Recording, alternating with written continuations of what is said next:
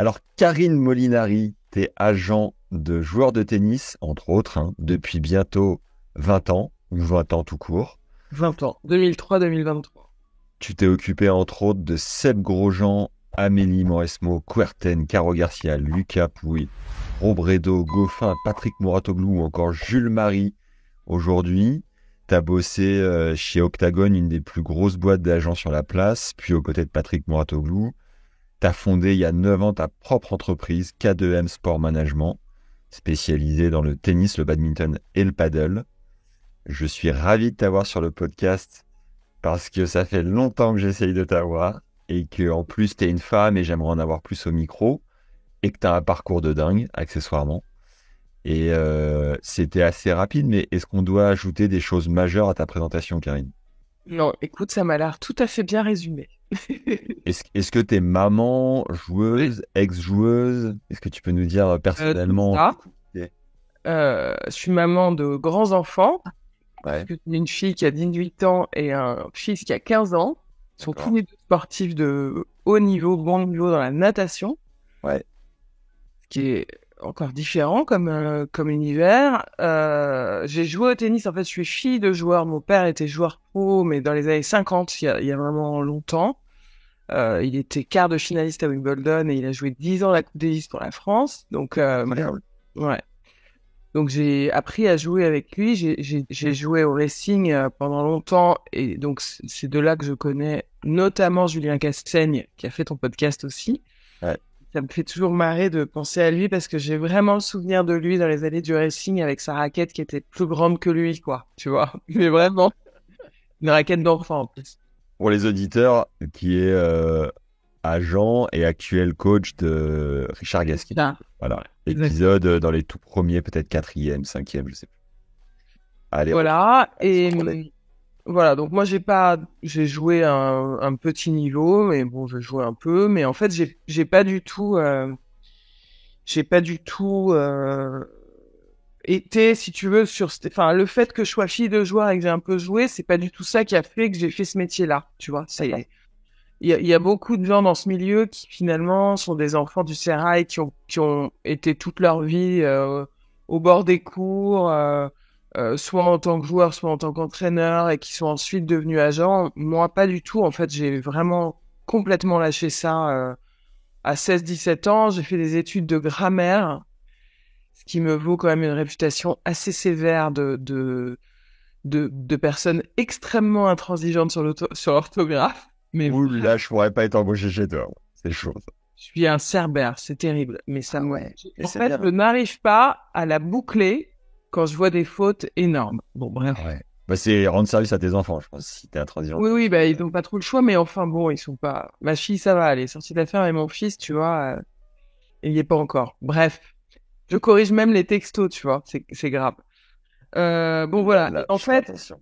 oui, bah, à l'oral, ça va, tu prends moins de risques. Non, mais Euh, quand on s'écrit, dorénavant, je fais encore plus non, gaffe. mais ça va, pour l'instant, j'ai pas vu de choses graves. Non, mais je suis un peu redoutable. Bon, voilà. Et donc, en fait, j'ai fait des études de grammaire et puis j'ai envoyé un CV à Octagone, tu vois, à l'époque où ça se faisait encore d'envoyer des CV par courrier, tu sais, Ah ouais, en 2003. Et j'ai commencé pendant Roland-Garros en 2003. d'accord. Je me mariais en juin, tu vois, donc c'était un peu le début de plein de choses différentes. Et je suis toujours mariée, mais je suis plus chez Octagone, tu vois.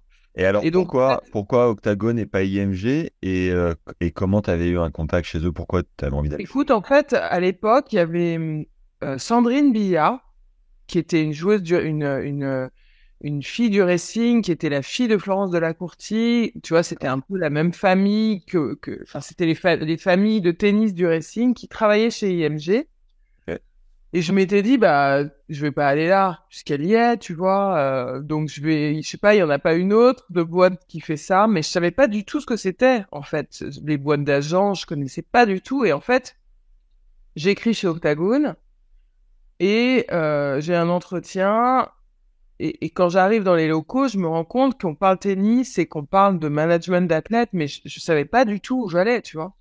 Mais vraiment pas. Et je voyais des posters de Seb, de Gouga sur les murs, et je me dis, mais c'est incroyable quand même, ça a l'air quand même bien fait pour moi, tu vois. Et en fait, c'est Jorge Sankeld qui me reçoit avec Cyril Buscaglione à l'époque, qui était l'agent de Seb, et puis ensuite de Gaël, mon fils, tu vois.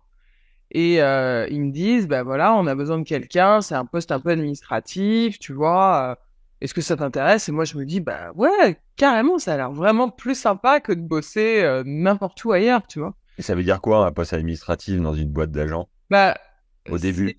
tu sais, en fait, c'est les postes d'assistant, tu vois, où tu fais à l'époque, parce qu'à l'époque, on avait encore vachement de paperasse, d'inscription dans les tournois auprès de l'ATP, tu sais, de gestion du day-to-day des joueurs, en fait. En fait, c'était tout ce qui concernait pas la négo, quoi, tu vois. D'accord. Pas la négo des contrats, mais faire en sorte qu'ils aient bien leurs raquettes, leurs chaussettes, tu vois, leur cordage, que ce soit livré au bon endroit. Enfin, tu vois, vraiment des postes d'assistant, mais c'était quand même vachement sympa, tu vois. Ouais. Et voilà. Et donc, premier jour de boulot pendant Roland. Donc, ils me disent, bah, viens, on est à l'hôtel California, je crois que c'est comme ça qu'il s'appelle, qui est à côté des champs. Et si tu veux, je prends mon poste dans cet hôtel qui était l'hôtel officiel du tournoi à l'époque.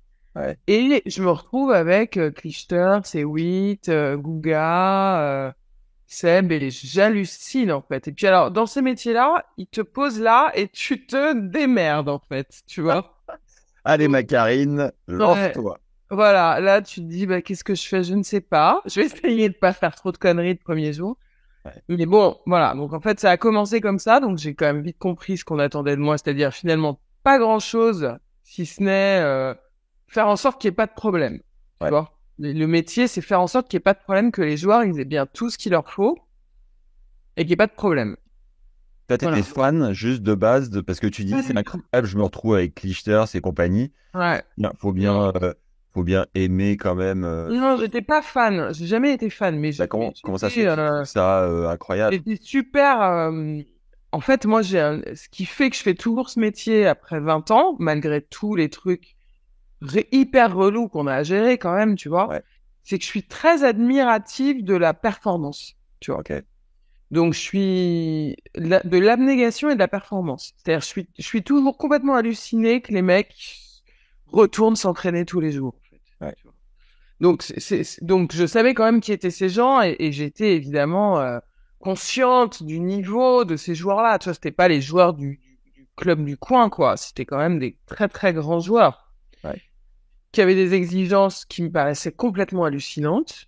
Mais voilà, t'apprends assez vite que bah ils veulent pas cette eau, ils veulent pas ces balles, ils veulent pas ces chaussettes, ils veulent pas ce type de t-shirt, ils veulent des chambres avec des fleurs au plafond et je sais pas quoi, mais tu poses pas de questions et tu fais quoi. Donc en fait notre métier c'était de faire en sorte qu'ils aient tout ce qui leur faut pour être bien. Parce que s'ils sont pas bien, c'est toujours la faute de l'agent. Ouais. Ok, il faut partir de ce principe-là. Est-ce que tu aurais deux, trois anecdotes de demandes de diva un peu comme ça, avec des fleurs au plafond ou des trucs ubuesques? Bah, les fleurs au plafond, c'est véridique, hein. Ok, c'est qui? Tu vois, c'est des joueurs qui voulaient. Alors, je vais pas citer de nom parce que bon. Mais Il y a non. prescription, ils sont à la retraite. Non, mais à l'époque, il y avait quand même Serena qui avait des demandes un peu dingues tu vois, faire repeindre les chambres avant qu'elle arrive dans les hôtels, tu vois. Waouh. Ouais. Puis t'avais des joueurs aussi qui voulaient vraiment avoir l'étage entier, croiser personne. Agassi? Non. Agassi, j'ai pas connu, mais ouais. Et Witt, tout ça, c'était un peu. Ah ouais, Layton, t'es comme ça pour Layton. Des demandes un peu quand même particulières, quoi, tu vois.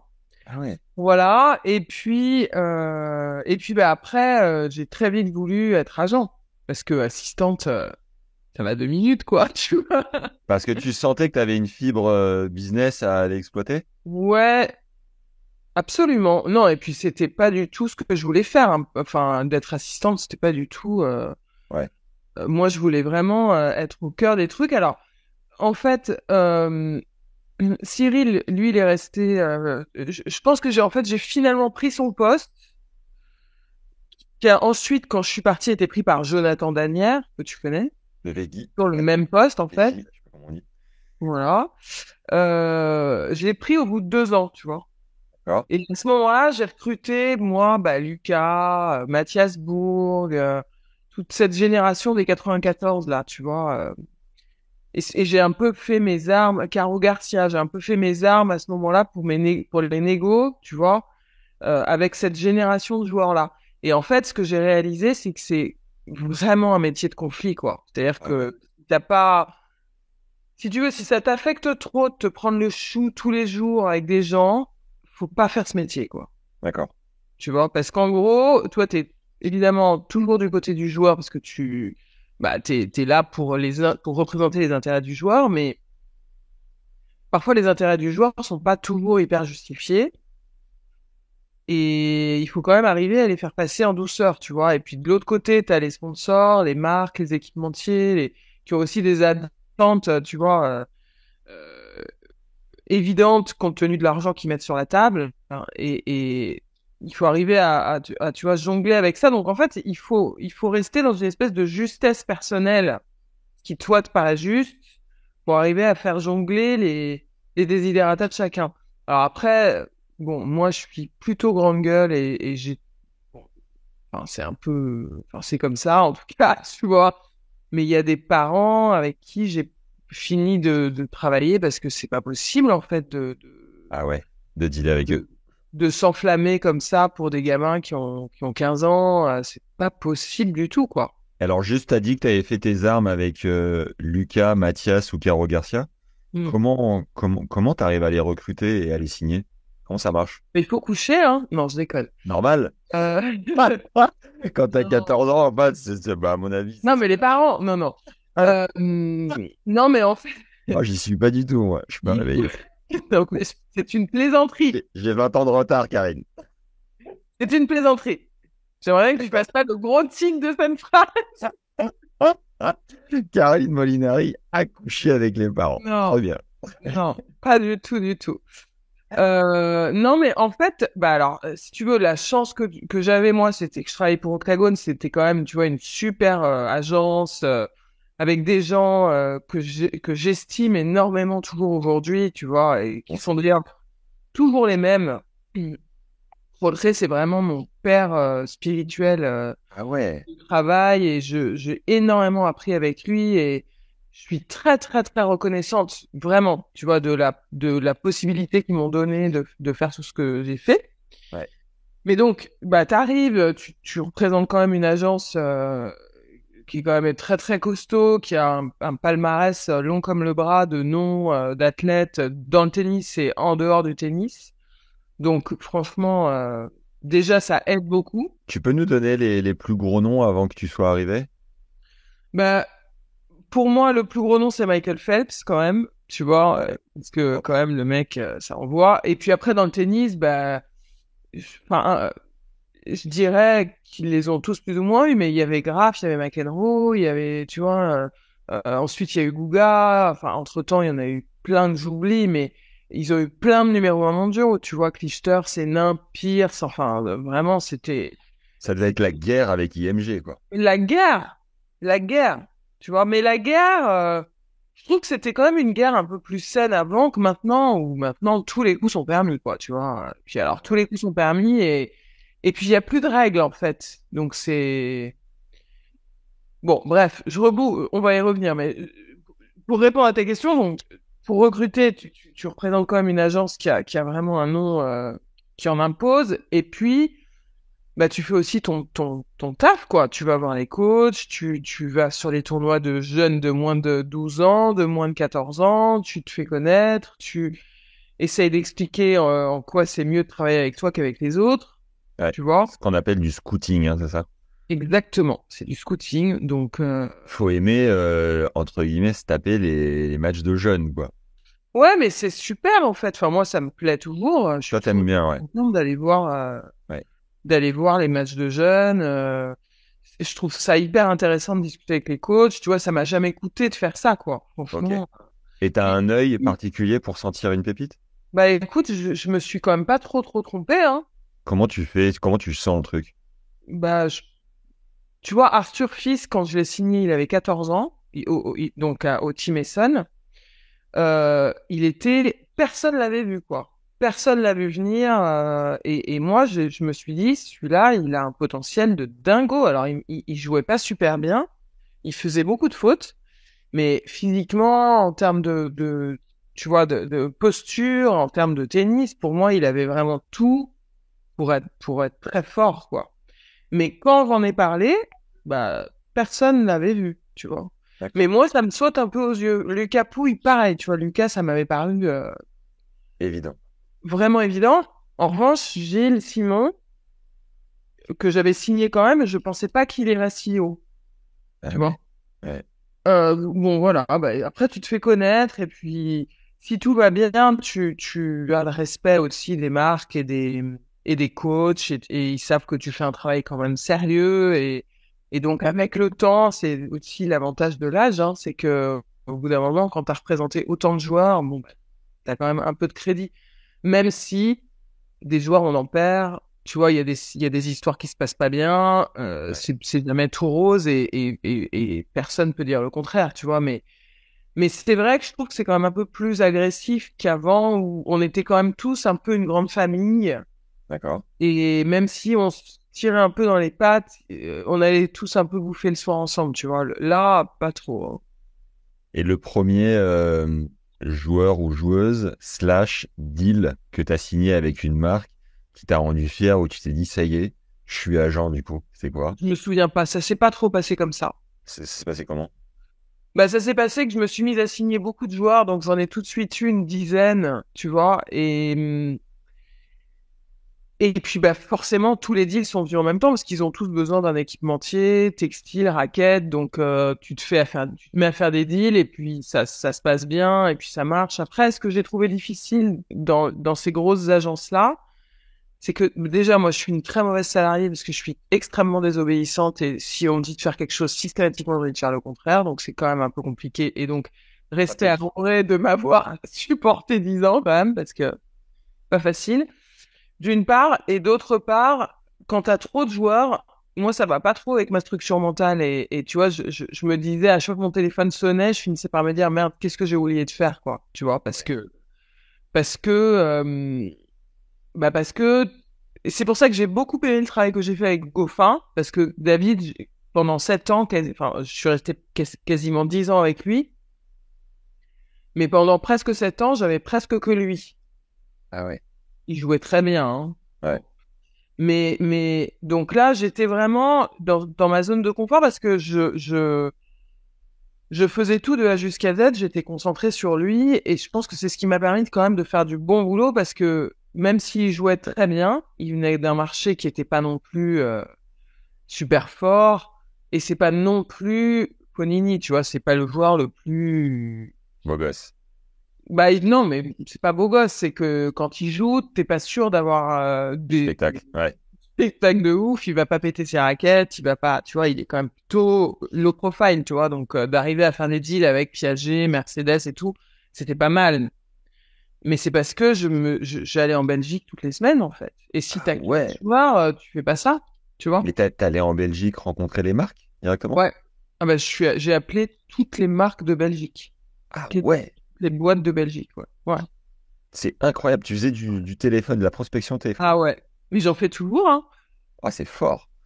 Et Ben, c'est la diff en fait avec les grosses agences, c'est que du coup moi maintenant dans ma petite agence où on a moins de joueurs et où on choisit nos profils, bah on va appeler par athlète, je sais pas, 50, 70 boîtes quoi. ouais. Et un Gofin dans ses grandes heures génère combien en revenu annuel de sponsoring? Tu sais, on peut jamais trop dire les chiffres, hein, mais c'était pas mal. Par exemple, sur une année prize money tennis, sur ces grandes années, il doit être à quoi, 1,5 million, 2 millions peut-être? Un peu plus que ça. Ah ouais, quand même? Prize Money, il était un peu plus que ça et en sponsoring à peu près ça. D'accord. À peu près, hein, je mets des gros guillemets. Ouais, ouais, ouais. Faut donner de titre. Si t'es à 2,5 millions de prize tennis plus 2,5 millions de sponsoring, c'est bien. Même si les impôts Pas passent tout par à fait là. cette balance-ça, là, mais c'est à peu près ça. En fait, c'est toujours sur le terrain que tu gagnes plus d'argent. Alors, à part À part Roger, Serena, Nagui. Sharapova, tu vois. Ouais, ouais. À part les grosses têtes d'affiche, mais sinon, quand t'es pas comme ça, c'est quand même sur le terrain que tu fais ton prix. Et chez les jeunes, quand tu commences avec une dizaine de personnes et que tu vas chercher des premiers deals raquettes ou quoi, c'est quoi les premiers montants cachés auquel un jeune peut Mais prétendre? écoute, c'est un marché qui est très particulier, en fait, le marché des jeunes, parce que le marché a quand même beaucoup évolué en 20 ans, tu vois. Clairement, il y a de plus en plus d'argent pour les très forts et quand même de moins en moins pour les autres. En revanche, le marché des juniors reste extrêmement attractif, tu vois. D'accord? Donc c'est vrai qu'aujourd'hui et avant, un jeune de 14-15 ans qui joue très bien, il a la même chose en sponsoring qu'un mec qui est top 50, tu vois. Ah ouais. Ouais. Donc c'est Mais ouais, un top 50 qui marche moyen, on va dire. un top 50 qui marche pas mal, tu vois. Ouais. Bon, après, il y a toujours des folies, tu vois. Il y a toujours des deals qui ont été faits pour Léolia Jean-Jean quand elle était aux Petits As. Tu vois, il y a eu des deals qui ont été faits avec Nike qui étaient délirants, tu vois. Bon, il y a toujours des trucs un peu comme ça, mais sinon, le marché reste quand même intéressant pour les jeunes qui jouent très bien. Mais c'est vraiment à double tranchant parce que euh, clairement, dans 90% des cas, ça fait péter les plombs à tout le monde, en fait. Cet argent-là, ça Ouais. fait péter les plombs, quoi. Tu vois. Et t'as beau avoir des parents qui disent non, non, mais nous, pas nous. Nous, on a bien les pieds sur terre et tout. Tu décolles, tu finis par décoller. J'ai pas d'exemple de parents qui ont pas décollé. Ah ouais. Léolia était chez qui? En agent, je me souviens plus, mais je sais même pas si elle avait un agent. Et donc, au Petits As, c'est quoi? C'est plusieurs millions d'emblée à 14 ans? C'était important, ouais. Ouais. C'était cet ordre-là, ouais. Ouais, c'est costaud. Euh, J'aimerais revenir juste pour pas oublier. Tu m'as dit c'est ton papa hein, qui avait fait demi en Grand Chelem. Car. Ah oui, Car, je suis un peu emballé, mais c'est mon rôle. Est-ce que tu aurais une anecdote sympa avec ton papa à l'époque, un souvenir qui nous ah non, montre mais un peu c'est pas du l'ambiance, quoi? C'était, je crois que son quart, ça devait être en 59, tu vois. Waouh!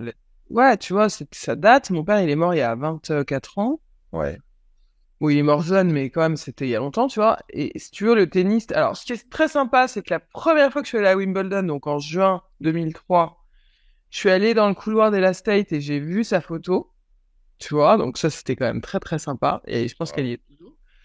Mais à l'époque, le tennis, c'était pas du tout comme maintenant, tu vois. Les mecs, ils fumaient des clopes au changement de côté, limite, tu vois. Ouais, Bah, j'exagère parce que c'était quand même du haut niveau, mais c'était quand même beaucoup plus détente. C'était pas pro, déjà. Et c'était quand même beaucoup plus détente. Les mecs, ils faisaient beaucoup la fête. ouais, Tu vois, c'était une autre approche. Je pense que Noah, c'est un peu les dernières secousses du sport dans cette ambiance-là avant que ça devienne un truc quand même un peu austère. Parce que c'est devenu un peu austère. Enfin, je sais pas toi, mais sur les matchs de Grand Chelem en 5-7, souvent tu t'emmerdes à mourir quand même, hein. il faut arriver pour le super tie-break maintenant. Ouais, bah tu vois, tu vois le temps que tu gagnes si t'arrives pour le super tie-break. Donc, je pense que c'était quand même plus festif, plus sympa, plus. Et les joueurs de cette époque-là, et quand tu discutes encore avec cette génération de joueurs, ils ont une approche qui est encore beaucoup plus fraîche du tennis, je trouve. Même ceux qui vivent encore, tu Ah vois, ouais, encore ouais. beaucoup plus. C'est un peu comme le double aujourd'hui, tu vois. Hmm. C'est un peu la même ambiance qu'avec les joueurs de double. Ah, les joueurs de double, les mecs se mettent la race à l'entraînement, c'est devenu Oui, bien sûr, solide, hein. mais ils ont pas trop le boulard en fait. D'accord. Ils sont Ouais. encore bien, tu vois. Oui, oui, ils se mettent la race à l'entraînement, mais ils ont encore une approche un peu décontractée du jeu. Tu vois, ils savent que ils savent que c'est pas eux qu'on attend vraiment. Alors c'est dommage que c'est quand même. Tu vois, moi je bosse Ouais. avec Edouard Roger Vasselin là. Fabuleux. Oh, Qui part aujourd'hui à Turin d'ailleurs. ouais, dont on parle pas assez d'ailleurs, parce que Je lui ai proposé un épisode de podcast hier, figure-toi. ah bah tu as bien fait, je vais insister pour qu'il le fasse. Et il m'a répondu très gentiment en me disant Non? Ouais, en me faisant un énorme wad. C'est vrai? Mais non. Non. Non, ça va, on s'est vu plein de fois cette année et il m'a dit avec grand plaisir en rentrant du master, je serais Ouais. posé pendant les matchs Mais tu vois, je caractéristiques. trouve que, putain, ils ont leur place, ces gars-là, quoi. Parce que par contre, quand tu regardes un match de double, tu t'ennuies pas du tout. C'est rythmé, ouais. Tu vois? Et je sais pas si tu as lu le livre de Daniel Bombardier Ah bah oui. qui met un énorme tir aux joueurs de double Oui, mais c'est pour d'autres raisons. en disant que c'est des sous-races, que les mecs, Ouais. c'est les pires pinces. Ouais. Non, mais elle Franchement, a pas tort, Ah ouais, la mais pas patate les quand même. Français. T'as dit quoi, pardon? Pas les Français. Ah ouais. Mais non, mais c'est vrai que le règlement tel qu'il est fait aujourd'hui, bon, bah, surprotège pas mal les joueurs de double. Mais bon, Daniel, elle a une autre approche, puisque si tu veux, sur les tournois, elle gère des trucs qui sont surexploités par les joueurs de double, tu Ah vois. ouais. Ouais. Donc en gros, enfin, je crois que quand tu perds, t'as encore droit à 5 nuits d'hébergement gratuit. Ouais. En Grand Chelem, tu veux dire? Tu Non. m'entends? Sur ces. Ouais, ouais, je t'entends.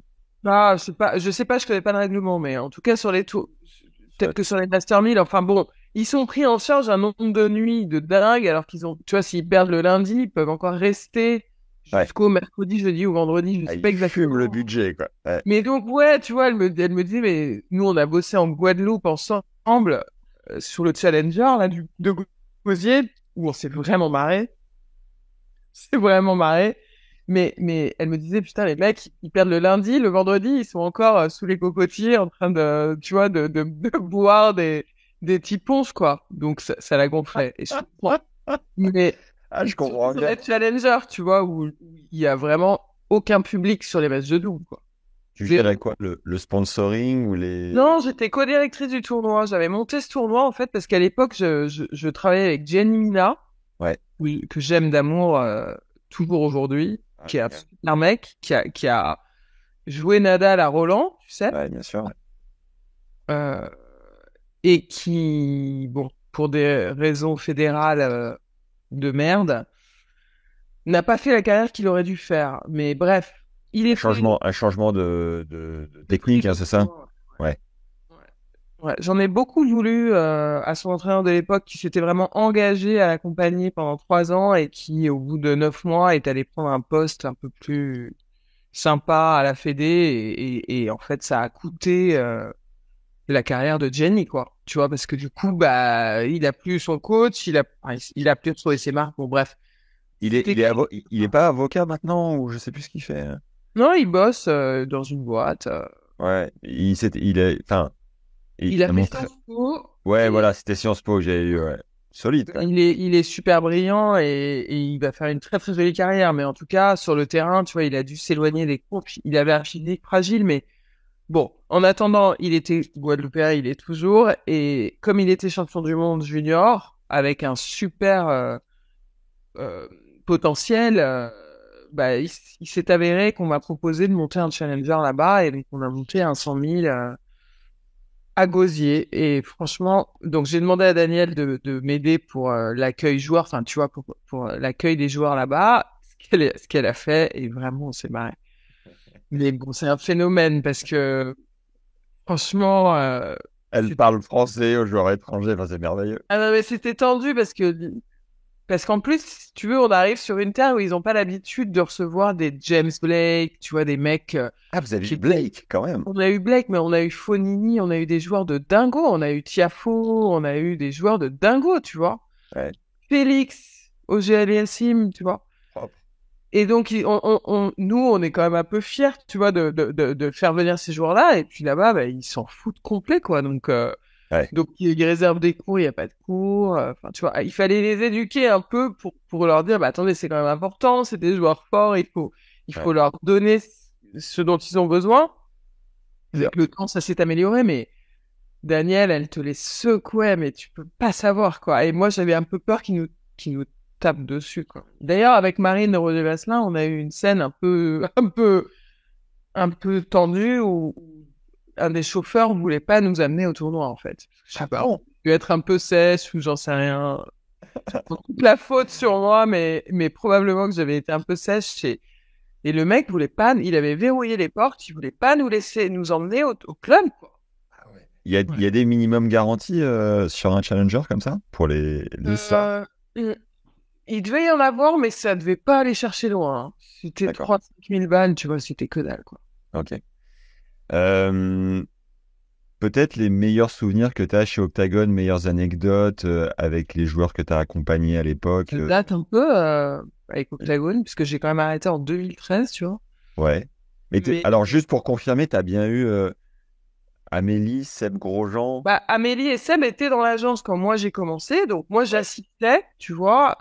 Après Seb, on a un peu plus travaillé ensemble quand Cyril est parti. Ok. Mais oui, j'étais dans cette équipe-là avec eux, tu vois, mais plus avec Sébastien qu'avec Amélie. Je me souviens pas pourquoi. Robredo aussi.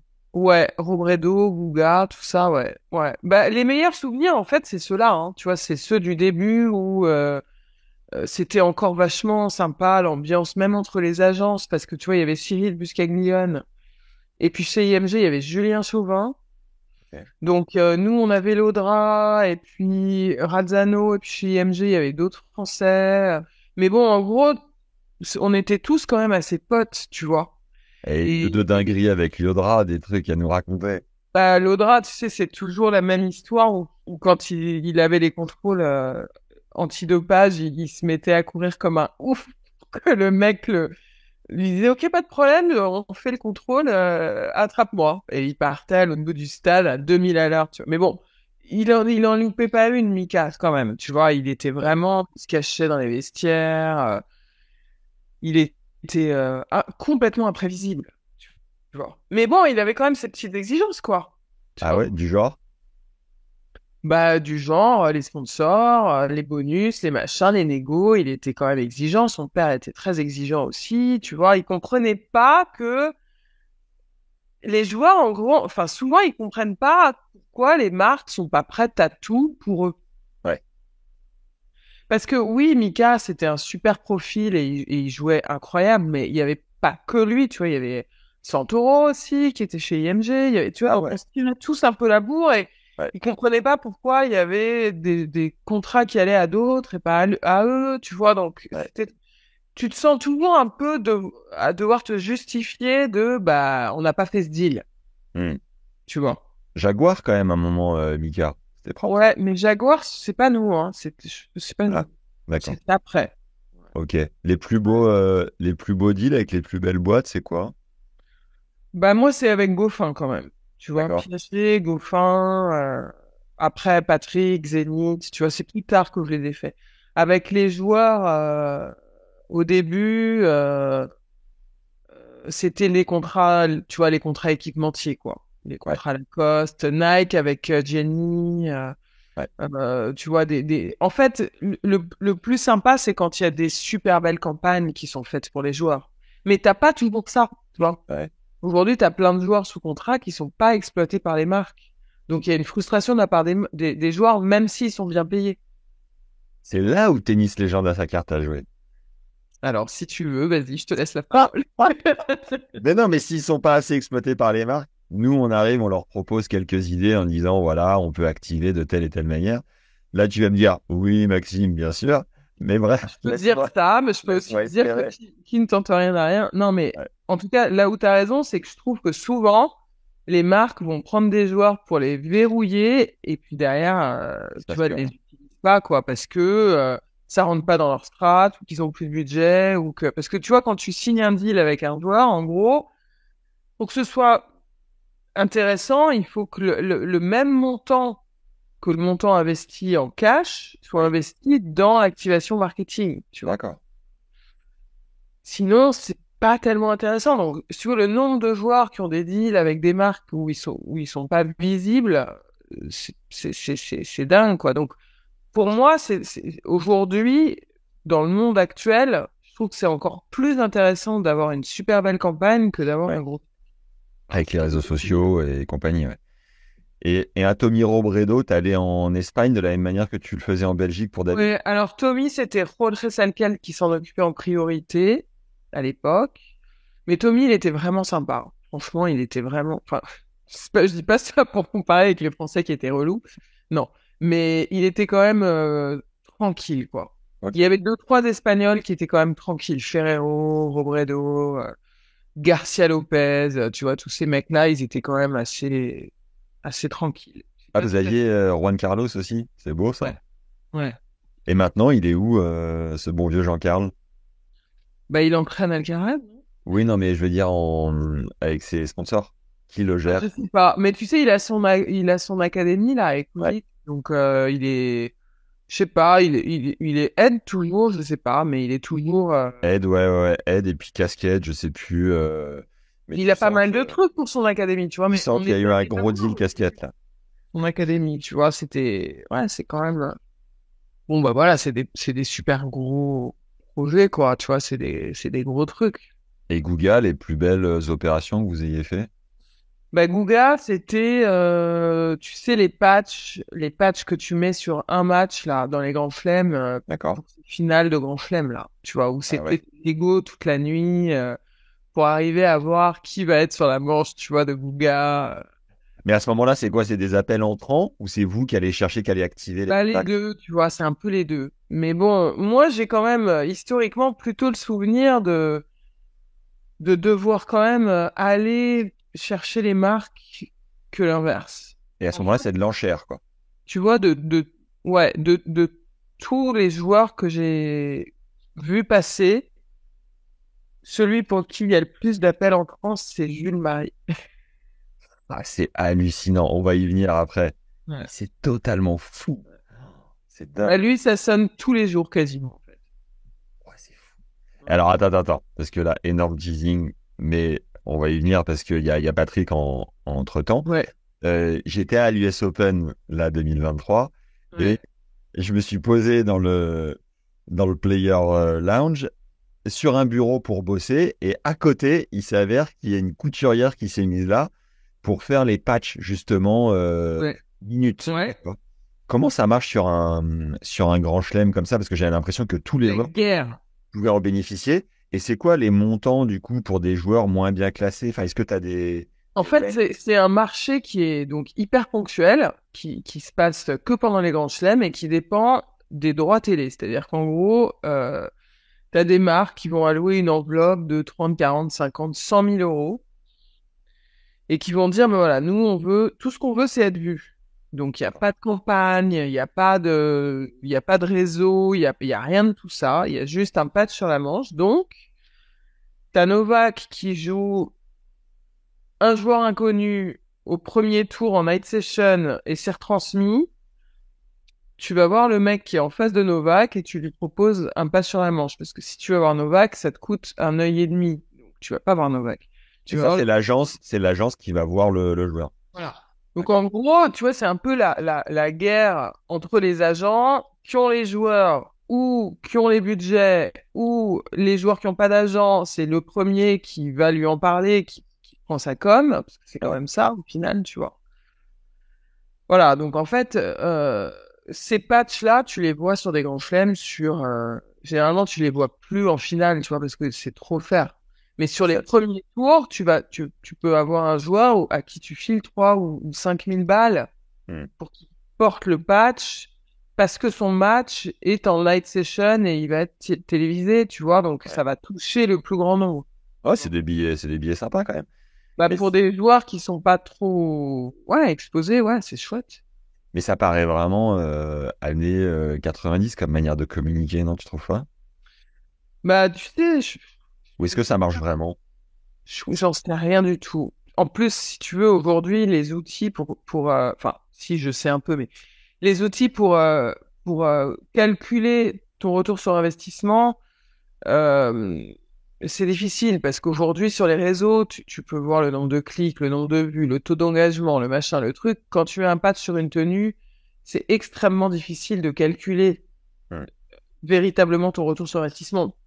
T'as quand même des outils de calcul qui te permettent de constater que ta notoriété de marque ou ta visibilité de marque a quand même augmenté, tu vois, si tu mises sur le bon cheval. Mais oui, ça reste, je suis d'accord, un peu archaïque, mais en même temps, sur un événement comme un grand chelem, euh, acheter un joueur, ça va te coûter quand même, patcher un joueur, ça va te coûter quand même un petit billet, Rondelet, s'il perd au premier tour, t'as tout perdu, quoi. Tu vois? Alors que là, ça te permet quand même d'être vu sur peut-être 10, 15 matchs. Et donc, tu fais un peu de masse. Sur la même chose, soit tu fais de la masse, soit tu fais de l'élite. Voilà. L'élite, tu sais que ça coûte très très cher et que ça comporte des risques. Si tu fais de la masse, ça te coûte cher quand même, mais un peu moins. Et puis, dans l'eau, tu peux avoir des bonnes surprises, tu vois. Ouais. Et tu gagnes en notoriété de marque.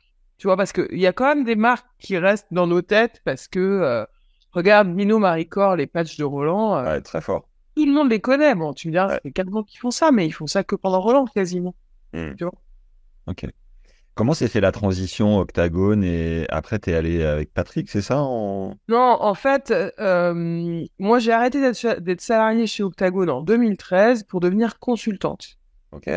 Donc on est resté main dans la main jusqu'il y a encore 2 ans en fait, tu vois. Parce que moi je suis hyper loyal envers eux, c'est-à-dire que j'irai jamais, tu vois,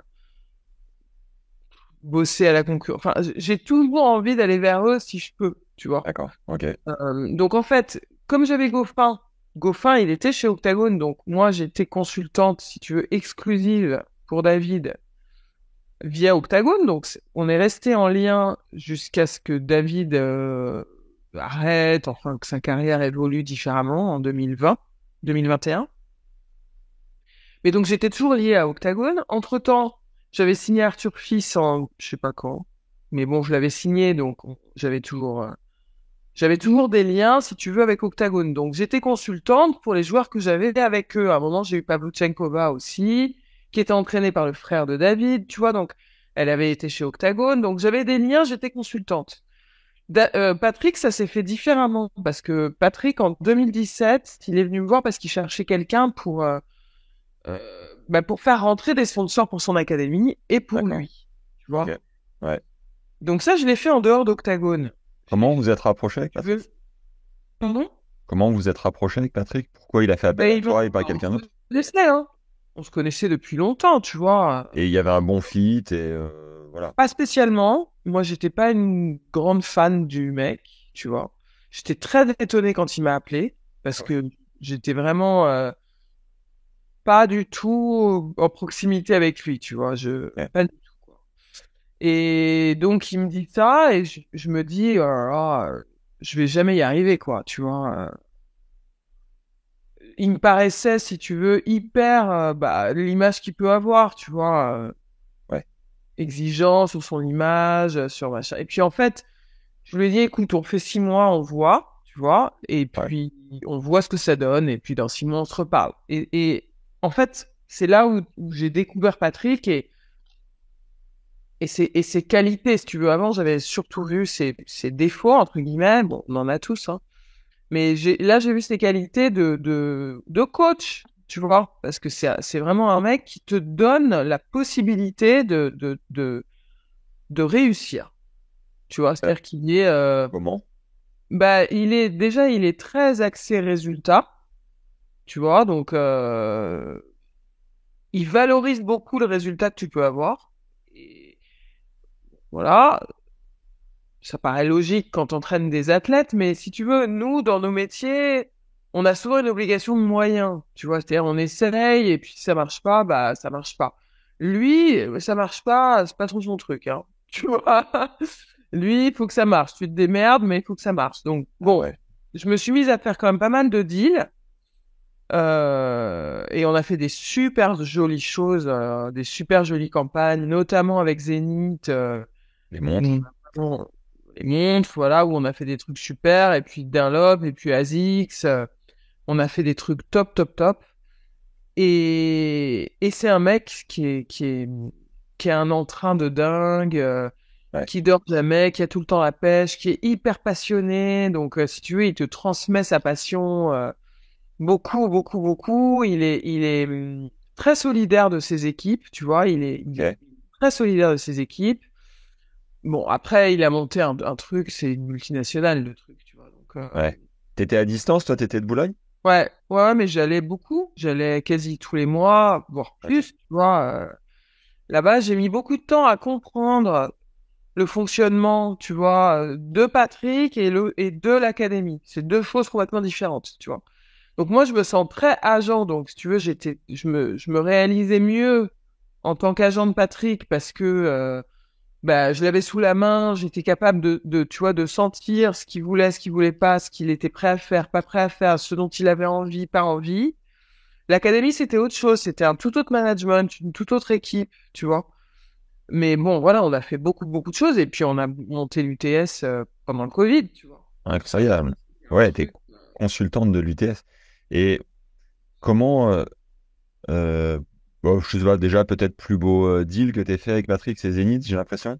Bah écoute, oui, je pense que c'est le Zénith parce qu'en fait, en fait, quand t'es agent, moi, ce que j'aime dans ce métier, c'est que t'es caché derrière une star, tu vois. Ok, ouais, t'es dans l'ombre, tranquille. Voilà. Donc moi, ça me va très bien d'être dans l'ombre. J'adore ça. Et ce que tu veux, c'est quand même arriver à faire en sorte que ton client soit content.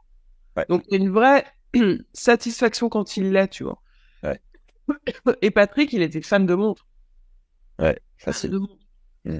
Fan de montres. Donc en fait, d'arriver à faire une collection, une édition limitée pour lui, tu vois, avec sa petite phrase sur sa montre.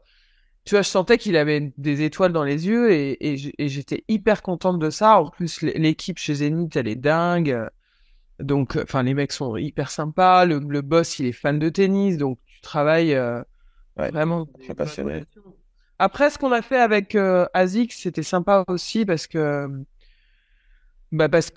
ils ont mis beaucoup d'efforts sur la table aussi pour que tout le monde soit content, quoi.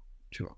Et on a un retour de Zénith qui dit, bah ouais, la marque de Patrick, la montre de Patrick se vend, elle est demandée parce que le mec Ouais. embarque les gens. Ça Ouais. marche? Ouais. Ouais. C'est Bah chouette. oui. Bah oui, mais parce qu'ils font ce qu'il faut aussi. Ils activent bien, ouais. Ouais, exactement.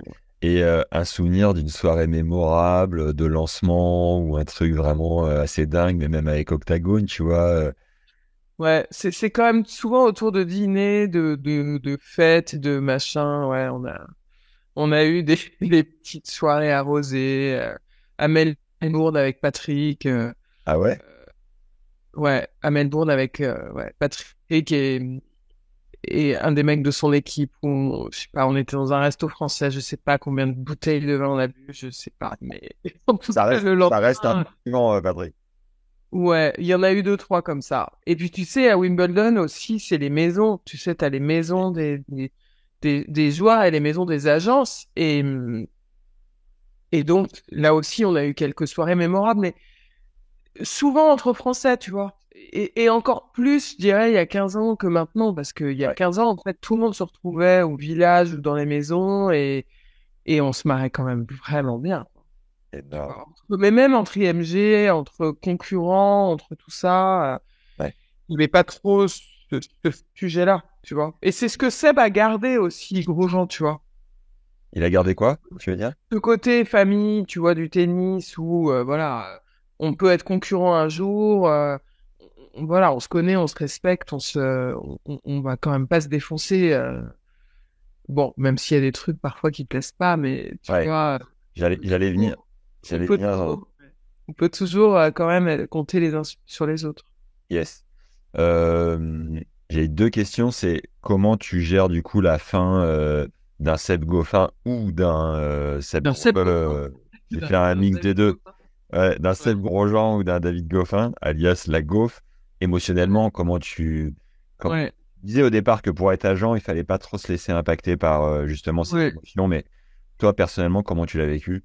Et Bah, alors écoute, juste avant ça, un Seb Grosjean qu'on se rende compte parce que c'était aussi une autre époque ouais, avec moins de réseaux sociaux, moins ouais. de tout ça. Euh, Ouais, mais enfin bon, c'était costaud quand même, hein. Il il est était costaud capitaine quand même. national. Et du coup, meilleur deal que vous ayez fait avec lui et peut-être anecdote avec Seb. Bah, il avait un deal avec Xbox, là, les consoles qui étaient pas mal. Ouais. Non, mais Ça tu vois, chiffre en quoi? En millions ou en dessous? un peu en dessous, mais c'était pas mal quand même, tu vois. Et c'est un montant annuel ou c'est Ouais, un montant annuel avec des bonus. avec des bonus et sur généralement quoi? 3 4 années? Ouais, c'est ça, ouais. C'est D'accord. ce qu'on toujours essaie de faire. Bah, anecdote, enfin, le plus sympa, c'est que je pense qu'il fait demi à Wim. Je sais plus en quelle année. Ouais. Et là, c'était vraiment sympa parce qu'il était dans un bon état d'esprit, l'équipe était réunie autour de lui, tous les signaux étaient verts et on avait vraiment vécu une belle aventure sportive. Après, les anecdotes avec Seb pendant qu'il jouait, il était sérieux quand même. Ah ouais? Ah non plus d'anecdotes où, tu vois, on finit en boîte torchée à 5 heures du mat. Pas trop. Pas avec lui, en tout cas. Avec l'équipe autour de lui, peut-être, mais pas avec lui. Ah, plus avec Liodra, ça, je pense, non? C'est possible, mais bon. Mais bon, je t'ai pas posé la question, alors tu peux pas nous le dire. Non, mais Clément m'avait dit un truc sympa. Il m'avait dit quand ils ont gagné, je crois, Wim avec Mika, tous les soirs, ils s'ouvraient une bonne bouteille Ah ensemble bah ouais. pendant le tournoi, ce qui est quand même sympa pour des Ouais, athlètes. mais Mika, il adore les bons vins. Enfin, d'ailleurs, il en fait plus ou moins son métier aujourd'hui. Donc, il Ouais. a toujours été super passionné par ça. Mais c'était pas le cas de Seb, hein, Ah ouais, c'est plus. quand même. Ouais. Mais Ok. c'était pas trop le cas d'Arnaud non plus, hein. Il avait dû se laisser un peu En embringuer. brigade. Et juste avant de parler de la fin du coup des contrats, l'agence, c'est quoi? C'est 10% de rémunération ou comment ça marche? Écoute, globalement, c'est 20. D'accord. Ok. Enfin, c'est à peu près ce que pratiquent tous les agents. Ok, ok. Ouais, t'adaptes un peu, tu vois, mais en gros, c'est 20. Ok. Et rien à voir, est-ce que tu as kiffé la série 10%? Ouais, Ouais. grave. Ouais. Grave. Bah, en fait, j'ai vraiment l'impression que c'était une série sur nous, quoi. C'est les mêmes anecdotes, les mêmes caprices de stars, Ouais. ouais. Dans le milieu du sport, quoi. Ouais, ouais. Et alors, comment c'est terminé? Pourquoi se sont terminées les relations avec Seb Goffin, ton grand copain? Et comment t'as géré, surtout émotionnellement, parce que ça doit être dur, c'est des grosses pages qui se tournent, quoi. Ouais. Bah, écoute, en fait, c'est un peu comme une rupture, je pense, tu vois, mais bon, pas à ce point-là quand même, bon, Seb, je me souviens pas bien, mais je crois qu'il est parti chez IMG avant d'arrêter sa carrière, donc il a dû nous quitter ça avait du mal se passer, je sais plus trop, bon, j'en sais rien. Mais à l'époque, chez IMG, il y avait Régis Brunet, il y avait Arnaud Clément, donc c'était tout, tu vois, c'était un peu, bon, c'était pas la même concurrence qu'aujourd'hui, tu vois. C'était plus, Et plus cool, tu disais? bah, c'était un peu plus famille, tu vois. Ok. Ouais. Bon, voilà, donc puis après Seb, il a arrêté de jouer et voilà, quoi. Bon, comment j'ai géré? Pas parce que, je te dis, entre-temps, il était parti chez IMG, donc j'ai pas de souvenir. Et Mm. puis on est resté quand même assez proche avec Sébastien toutes ces années-là, donc bon. David, c'est un peu différent parce que David, c'est un peu plus sombre, tu vois, parce qu'il y avait pas de résultats. Moi, j'ai arrêté en même temps que Thomas Johansson, un peu sur un échec tu vois, de résultats de David. On n'a pas trop pu se parler. C'était un peu tendu dans son entourage proche. Euh, J'avais encore dû dire des trucs. J'aurais mieux fait de faire un gueule, sûrement. Tu vois, j'en sais Ah rien. ouais? Après coup, tu te dis que parfois tu l'as trop ouverte. Bah, c'est l'histoire de ma vie. Mais qu'est-ce que tu veux? C'est comme Et, ça. Au moins, et, les gens savent ce que je pense. et pas de regret, ou si parfois tu dis putain, j'aurais pas dû. Non, pas de regret parce qu'en fait, ce que je me dis, c'est que si j'avais été à sa place, j'aurais aimé aussi qu'on me dise les choses. Ok. Donc voilà. Après, Intéressant.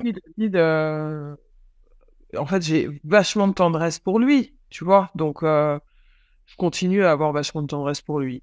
Donc la fin, c'était surtout une tristesse de pas le voir performer au niveau où il aurait dû continuer à performer. Tu vois, je trouve qu'il a quand même une fin de carrière un peu sombre, un peu triste. Et en fait, ce que je pense surtout, c'est que ça aurait pu être différent s'il avait fait des choix différents.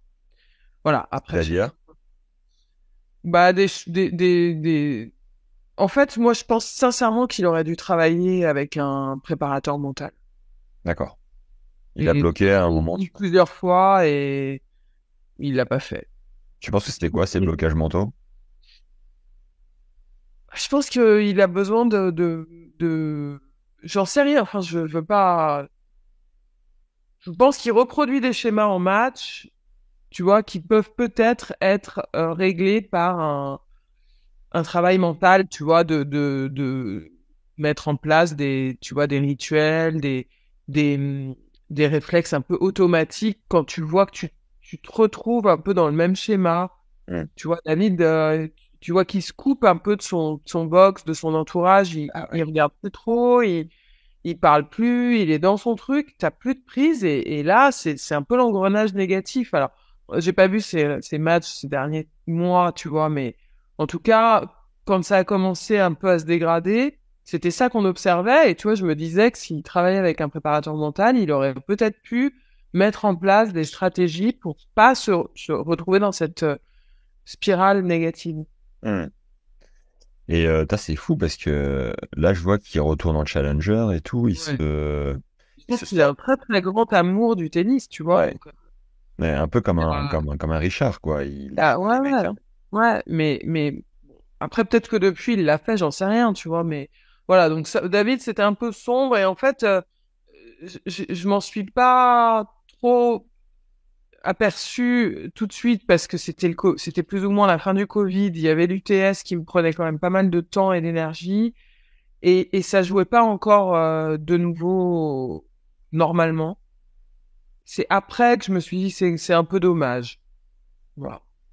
Et lorsque les joueurs quittent un grand chelem et font une photo devant l'hôtel en disant merci pour tout, ça veut dire quoi? Ils ont logé là gratuitement Ça veut pendant la dire que durée du vraiment truc? ils aiment l'hôtel et qu'ils sont hyper contents de les avoir sur leur feed Instagram. C'est que le petit-déj était super, quoi.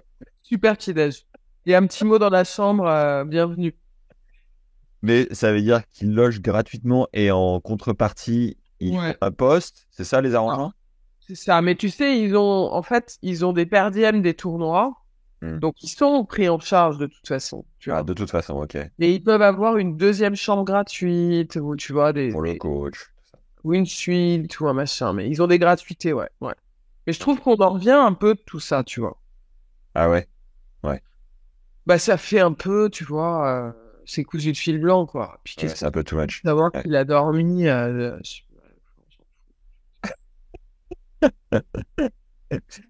moi, personnellement, je m'en fous, mais bon, peut-être que ça intéresse les gens, hein, mais ça me paraît.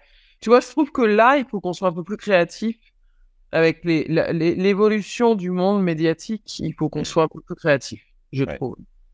T'as évoqué Régis Brunet, on a fait Ouais. trois, quatre épisodes mythiques avec Reg. À un moment, je lui ai dit, mais Régis, pourquoi tu me dis tout ça? Il me dit, oh, je vais pas l'emporter dans la tombe, hein, j'ai pas écrit de bouquin, allez, vas-y, je te donne. Donc, incroyable, mais vraiment des moments divins. En plus, Ouais, j'ai écouté, j'ai trouvé ça super, mais tu vois, je trouve que c'est moins maintenant le cas, tu vois. Maintenant, ouais, t'es plus dans du conflit, en fait, tu vois, c'est pas tendre, quoi. Il y a plus ouais, trop sauf avec, tu vois, ce petit groupe de gens qu'on connaît depuis très longtemps, avec lesquels on a des liens un peu affectifs. hmm. Ça peut quand même se tendre, même avec eux, quoi. Et un souvenir en particulier avec Reg? Non, parce que moi, j'ai pas trop travaillé avec lui, mais bon, c'était quand même un peu un phénomène, hein, je pense, quand même. Un Clairement, peu, clairement. là, Je l'ai c'était toujours, hein.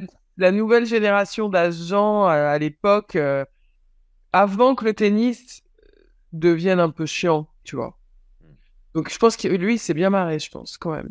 Et moi, je l'ai toujours bien apprécié. Régis. Bah, il était à l'Open GDF Suez, tu vois, donc Ouais. il avait aussi ce tournoi-là, donc je le voyais dans cette occasion-là, à cette occasion-là, tu vois, mais c'était quand même un peu plus frais que maintenant, je trouve. L'UTS, tu restes consultante? Non. Terminado. Mais comment Un peu de sponsoring, mais c'est tout. Ok. Tu le perçois comment ça a l'air d'être un énorme carton sur les réseaux sociaux, beaucoup de fraîcheur et tout. Toi, Ouais, c'est quoi ouais. ton de l'intérieur, en tout cas ton ressenti? Bah, je suis plus trop de l'intérieur, mais en tout cas, je trouve que c'était super de faire ça au moment du Covid parce que ça a vraiment permis déjà aux joueurs de jouer, de proposer un nouveau format. Moi, je trouve que le format, il est super sympa. Pour moi, c'est évidemment un format en marge. Il n'est pas question de remplacer quoi que ce soit, tu vois, mais ça apporte beaucoup de fraîcheur. En effet, sur les réseaux, ça fait un carton. Donc, bah, ça amène des jeunes générations à regarder du tennis.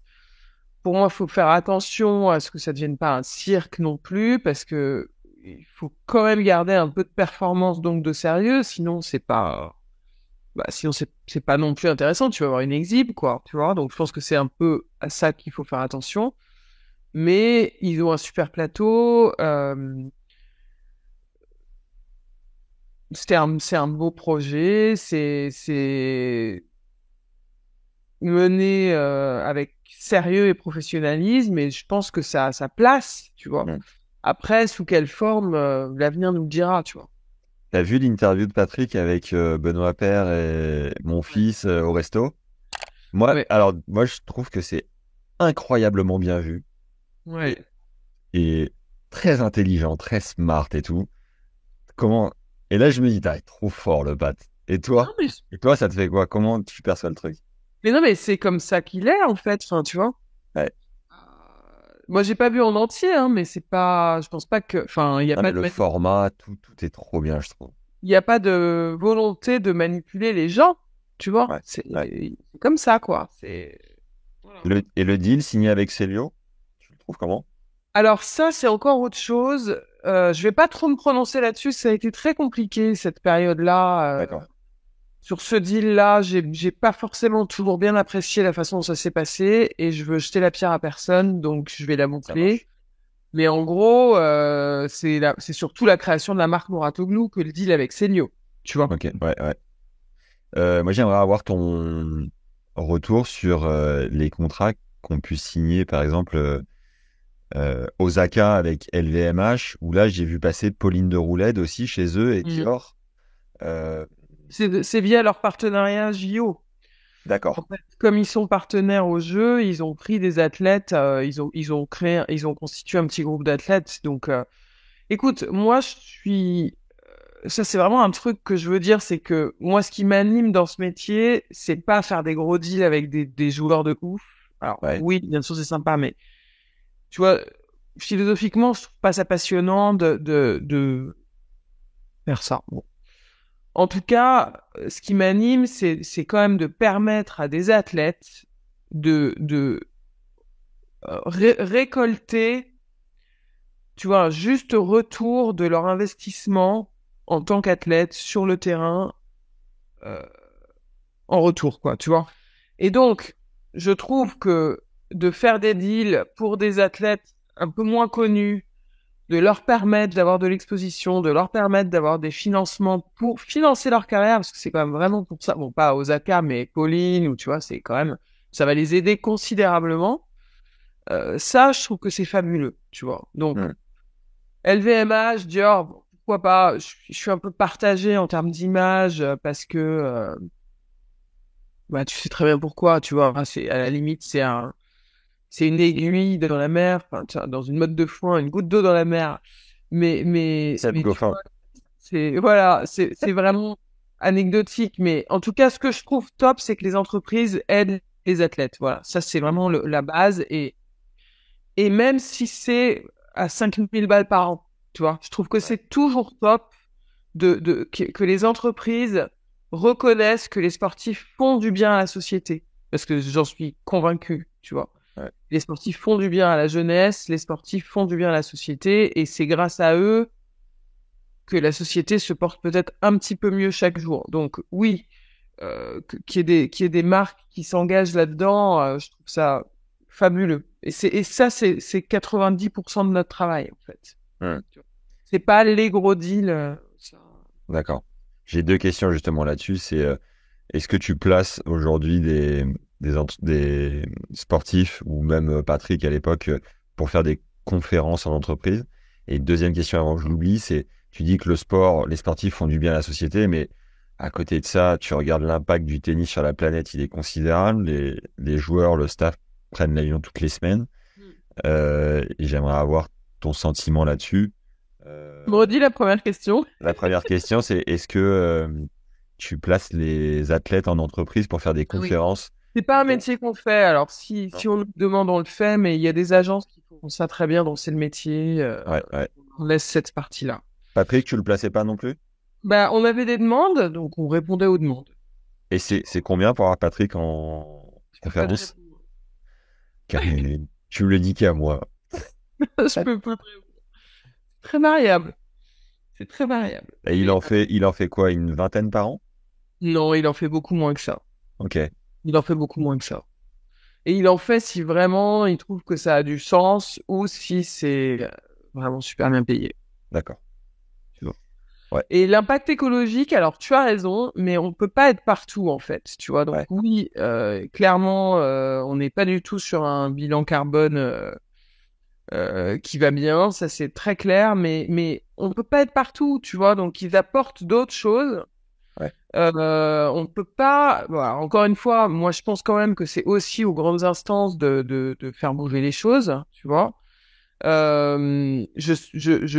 Au niveau personnel, en tant que joueur, je vois pas trop ce qu'ils peuvent faire. Ils vont pas trier leurs déchets quand ils sont à l'hôtel. Enfin, si, ils le font sûrement, mais enfin, tu vois, de manière personnelle, chacun fait sa part. Et Ouais. je pense que chacun fait sa part de manière personnelle, que tu sois Bernard Arnault ou moi, tu vois. Donc, les joueurs, ils sont impactés au niveau personnel. Au niveau de l'économie du tennis dans sa globalité, c'est vrai que c'est un sujet qui doit être adressé, mais je pense pas vraiment qu'il puisse être adressé de manière individuelle par les joueurs. Et je pense que les joueurs, eux, ils ont déjà dans leur assiette pas mal de trucs à faire et ils sont vecteurs de valeurs fabuleuses déjà à leur niveau de joueur de tennis et c'est déjà beau, quoi, tu vois. On peut pas tout leur demander non plus, tu vois. C'est pas facile d'être joueur de tennis aujourd'hui. Ils se font défoncer sur les réseaux, ils se font insulter quand ils perdent un match. Ouais. Ils ont besoin d'une résilience de dingue. Enfin, voilà, on va pas en plus leur demander d'aller à Dodan en Australie, tu vois. Je veux dire, à un moment, faut quand même être. Ouais. Euh, J'aimerais avoir ton retour d'agent sur l'émergence des marques comme Lululemon, On, Uniqlo. Tu les perçois comment, toi? Bah, je les perçois comme faisant du bien à l'industrie. De toute façon, toutes les marques qui viennent s'intéresser au tennis font du bien à l'industrie, tu vois. Ok. Même si les chaussures On sont en carton et que les joueurs les renvoient, Oui, mais tu faut bien passer sais, par il là, faut quoi. du temps aussi pour que les marques. Tu regardes Lacoste, ils ont mis combien d'années pour arriver à faire des chaussures et c'est Lacoste, tu Ouais, vois. ouais. Faut un peu Euh, d'influence, turn. J'avais pas prévu du tout ces trucs qui viennent au fur et à mesure, ces questions-là, mais comment t'as perçu la campagne Tsonga avec Kinder à l'époque? Écoute, c'est marrant parce que je l'ai vu il y a pas très très longtemps et il me disait que en fait, il y a des gamins qui lui en parlent encore Ouais. alors qu'ils n'étaient pas nés quand la campagne est sortie. Incroyable. Donc en fait, l'impact a été colossal. Donc à partir du moment où l'impact est colossal, bah écoute, ça fait du bien au tennis, tu vois. Ok. Point. Ouais. Après, tu peux tout dire et son contraire. Moi, je pense il faut pas juger de manière catégorique et drastique. Il y a du bon, il y a du moins bon, mais au final, ça a fait plutôt du bien à l'économie. Ça l'a positionné là où il aurait pas été positionné. C'est un athlète fantastique. Est-ce que t'aurais changé le script si t'avais géré un peu ou pas? Je sais pas. Ok. Je sais pas. C'est difficile de répondre à cette question. J'aurais sûrement mis mon grain de sel, mais je pense que tout le monde en aurait eu rien à foutre. Je crois que quand on a fait notre épisode de podcast, il m'avait dit, bah, j'étais jeune et j'ai vu le montant et je me suis dit, voilà, je vais mettre aussi ma famille à l'abri, c'est un énorme Ouais, truc. Je crois qu'on mais était bien sûr. pas loin de 10 millions d'euros, un truc comme ça. Peut-être, je sais pas. Ouais. Bah, Et, en tout cas, c'est pas ça qui va empêcher la Terre de tourner, si tu veux. Donc, ah non, là, c'est c'est sûr. pas grave. Tu vois. Et Ni les avions de voler d'ailleurs. il a dû devoir le gérer après. Ça a pas dû être simple, mais tu vois, bon, Ouais. c'est pas très grave non plus. Bon, est-ce que tu peux nous raconter ce phénomène, Jules Marie, cet Ouais. ovni? Mais alors, il faut que j'aille couper ma vidéo. Si tu m'en... Je suis désolé, parce que j'ai plus de batterie. Tu m'en veux? Oh non, Karine, au meilleur moment. Attends. Et tu t'as pas un chargeur à proximité? Si, mais c'est compliqué. Attends. J'arrive. No issue. Take your time. Ouais, attends.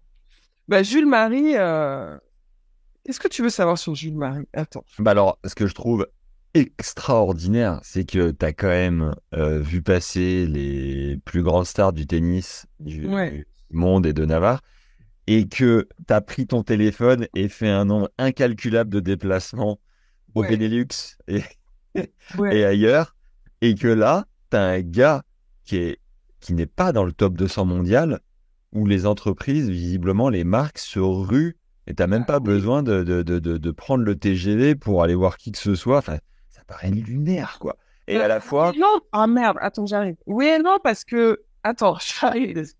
Non, t'inquiète. Et à la fois, juste, ça renvoie aussi sur une question que je voulais te poser, c'est euh, l'évolution du métier avec les réseaux sociaux, la visibilité qui a évolué. Voilà, non mais exactement, c'est exactement Ouais, ça. tout ça en même temps. Alors, je suis là, I'm back. Tadam.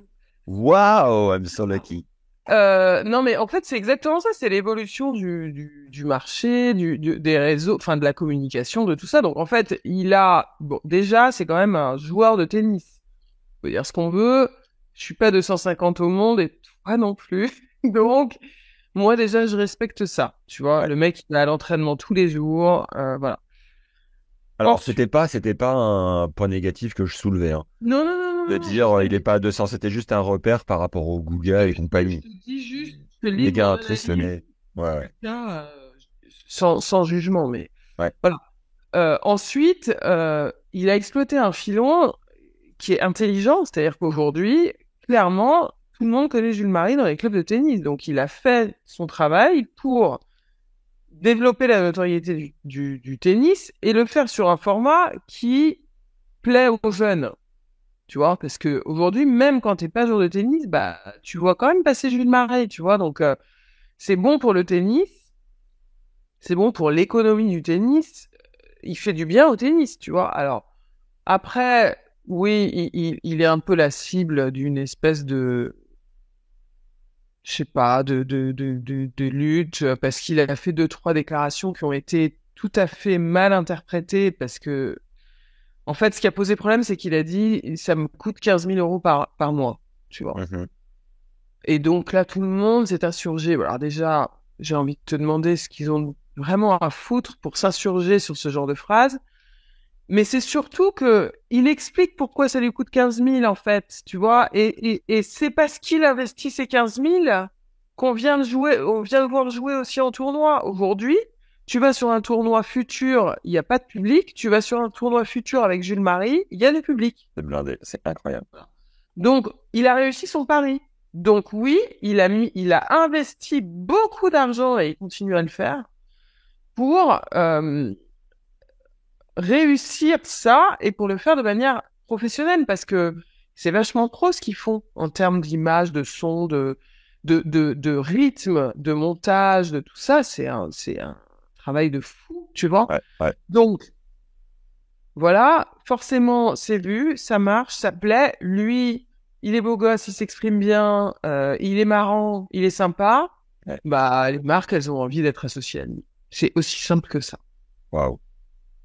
Parce que quand tu regardes les réseaux aujourd'hui, t'as quand même plein de joueurs français qui sont pas du tout suivis, pas du tout connus, qui sont pourtant d'excellents athlètes, tu vois. Parce qu'aujourd'hui, si t'es même 200, 300, 400 au monde, tu restes un très très bon athlète, tu vois. T'as un excellent joueur de tennis. Sauf que tout le monde s'en fout, tu vois. Donc, on a aussi, tout le monde n'est pas capable de faire ce que fait Jules, mais on a aussi besoin de mecs comme lui qui te disent, bah moi, je vais investir de l'argent et du temps et de l'énergie pour faire prendre la mayonnaise. Et ça bénéficie aussi aux autres joueurs. Est-ce que c'est des... tu disais tout à l'heure, le boss de Zénith était passionné de tennis, du coup ça a évidemment bien fité, matché avec tout le monde. Est-ce que c'est des passionnés de tennis qui ont des entreprises qui marchent bien, qui te contactent ou pas que? C'est quel profil? En fait, ça réunit je dirais, pour résumer, les fans de tennis et les fans de réseaux sociaux. C'est-à-dire que comme il est très suivi et qu'il a un fort taux d'engagement, Ouais. bon, je connais les mots, eh bien, ça fait que, tu vois, les marques, elles ont envie d'être visibles sur sa chaîne et ça peut être des marques qui ont rien à voir avec le tennis ou dont les patrons n'ont pas de lien particulier avec le tennis, tu vois. Donc, ça réunit les deux et puis parfois, t'as des marques qui réunissent les deux, quoi. Des fans de tennis qui sont en plus dans... Tu vois, tu retrouves un peu ça dans le paddle. Dans le paddle, t'as des marques un peu jeunes avec des fans de sport, mais qui sont aussi dans une recherche de visibilité sur les réseaux, mais avec un peu de création de contenu intelligente, pas juste des je pose devant l'hôtel, tu vois. Ce que je veux dire, des trucs un peu plus quand même costauds, parce que Jules, on lui demande de faire des trucs costauds quand même. Et du coup, Jules, ça paraît dans les vidéos YouTube, mais par exemple, tu vois, dans le cas de Kyriat, je crois, le partenariat. Ouais. Là, c'est facile, on voit l'hôtel, on voit la chambre, tout Ouais. ça. C'est pas si facile, je t'assure. Tu crois que c'est facile, mais c'est Oui, pas mais facile. c'est bon boulot parce que vous le rendez de Ouais. l'extérieur facile. Euh, des marques, j'en sais rien, des compagnies d'assurance ou des trucs un peu plus cachés, des services plus. Comment vous faites pour les promouvoir? Bah écoute, ça dépend. En fait, tu sais, c'est notre métier. C'est-à-dire que tu vends des volets, quoi. Donc, tu as un volet visibilité, tu as un volet activation, tu as un volet présence, tu vois, pour aller faire jouer. Ou tu vois, donc, Ouais. en fait, nous, on essaye de voir ce dont la boîte a besoin pour pouvoir coller au plus près de leurs besoins, quoi. Donc, on arrive à mélanger, tu vois, Kyriad, il fallait un peu tout, quoi. Il fallait un peu de tout, donc c'est un exemple parmi tant d'autres, mais t'as des marques qui veulent être juste sur la manche et c'est tout, tu D'accord. vois. Ouais. T'as des marques qui veulent de utiliser l'image dans leur entreprise, et puis t'as des marques qui veulent être visibles sur les réseaux de l'athlète. C'est pas le même droit non plus, tu vois. Hmm. Euh, c'est Patrick qui vous a connecté l'un à l'autre? Non, en fait, c'est Jérôme Inzerio qui bosse avec Ah nous ouais. à l'Alliance pour le paddle, Ouais. qui venait de recruter Julien Serin, Ok. qui a aussi une chaîne YouTube sur le paddle, qui est un super mec et qui cartonne aussi. Euh, et à l'époque, il était plus ou moins financé par le frère de Jules, Ouais, Arthur. Arthur. Ouais. Et donc, en fait, en parlant avec Arthur, bah, il y a eu Jules dans la boucle, et puis on s'est mis à travailler avec Jules, et voilà. Et tu te régales ou c'est un autre métier, c'est une évolution? Comment tu te places toi là-dessus? Bah écoute, je te cache pas que... J'en ai ras-le-bol. Non, mais j'en ai pas du tout ras-le-bol, mais moi, ce qui m'intéresse, c'est l'humain, quoi. Donc, si tu veux... Ouais. Bon, je vais dire un truc, ça va faire hurler. Bon, peut-être pas quand même, parce que c'est pas non plus super important, mais je regarde pas du tout YouTube, les vidéos de Jules, les machins, j'en ai jamais vu. Incroyable. Ouais. C'est beau ce qui se passe. Mais j'adore parler à Jules, en fait, tu vois, Ouais. donc, ou à Julien, ou à machin. Donc, non, c'est, en fait, dans l'agence, Marwan, qui bosse avec moi, est très au fait de ces trucs-là. Il est plus jeune Ouais. aussi. Et donc, tu vois, une approche qui est bien plus adaptée que moi sur ces trucs de YouTube, de calcul, de taux d'engagement, de machin, de trucs, tout ça, tu vois. Moi, ça, mais bon, je respecte, hein, mais je préfère faire autre chose. Est-ce qu'il y a une limite en termes de nombre de partenaires ou finalement il n'y a pas de limite? Bah, l'idée, tu vois, c'est un peu ce qu'on avait voulu faire avec Patrick, c'est qu'au début, tu fais un peu de la masse, et puis après, tu fais un peu moins de masse pour faire un peu plus de prestige, on va dire. Ouais. Donc, avec Jules, on est un peu en train d'arriver à ce moment-là. D'accord. Après, il faut que ça reste sensé et cohérent, si tu veux. On va pas faire un truc pour une marque qui a vraiment rien à voir avec ce que fait Jules, ni de près ni de loin. On essaye quand même de garder... Enfin, moi, il me semble que c'est important de garder une cohérence dans le message, sinon tout le monde passe pour des tocards, en fait. Tu vois. Hmm. Est-ce que tu hallucines quand tu vois ce phénomène ou tu te dis, bon, dans le monde où on J'ai vit, quand même des enfants, tu vois, donc des enfants qui sont grands, donc j'ai quand même suivi tout ça. J'hallucine pas, mais je pense quand même que ça va passer. Ah ouais, pour revenir à un truc un peu plus... Un jour, les gens vont relire des livres. J'y crois. Ok. Et pas que des J'es- Kindle. J'espère. Non, mais je pense que ça a un peu ses limites. Enfin, je veux dire, au bout d'un moment, on s'en fout, en fait, de savoir ce qu'ils ont bouffé. On s'en fout. Euh, l'évolution du paddle, du coup, elle est comment sur le marché tu Comme parlais. ça, et puis quand on est arrivé, elle a fait comme ça. Non, Génial. Pratique. non, mais j'exagère un peu, mais en fait, le paddle, il y a énormément de pratiquants parce que c'est facile de jouer. C'est beaucoup plus facile que d'apprendre à jouer au tennis, donc ça marche très très bien. Après, en termes de starisation des joueurs, c'est compliqué quand même, tu vois. Hmm. Compliqué d'abord parce que c'est très très peu diffusé et aussi parce que quand tu regardes, ça t'amuse pas forcément. tu vois. Hmm.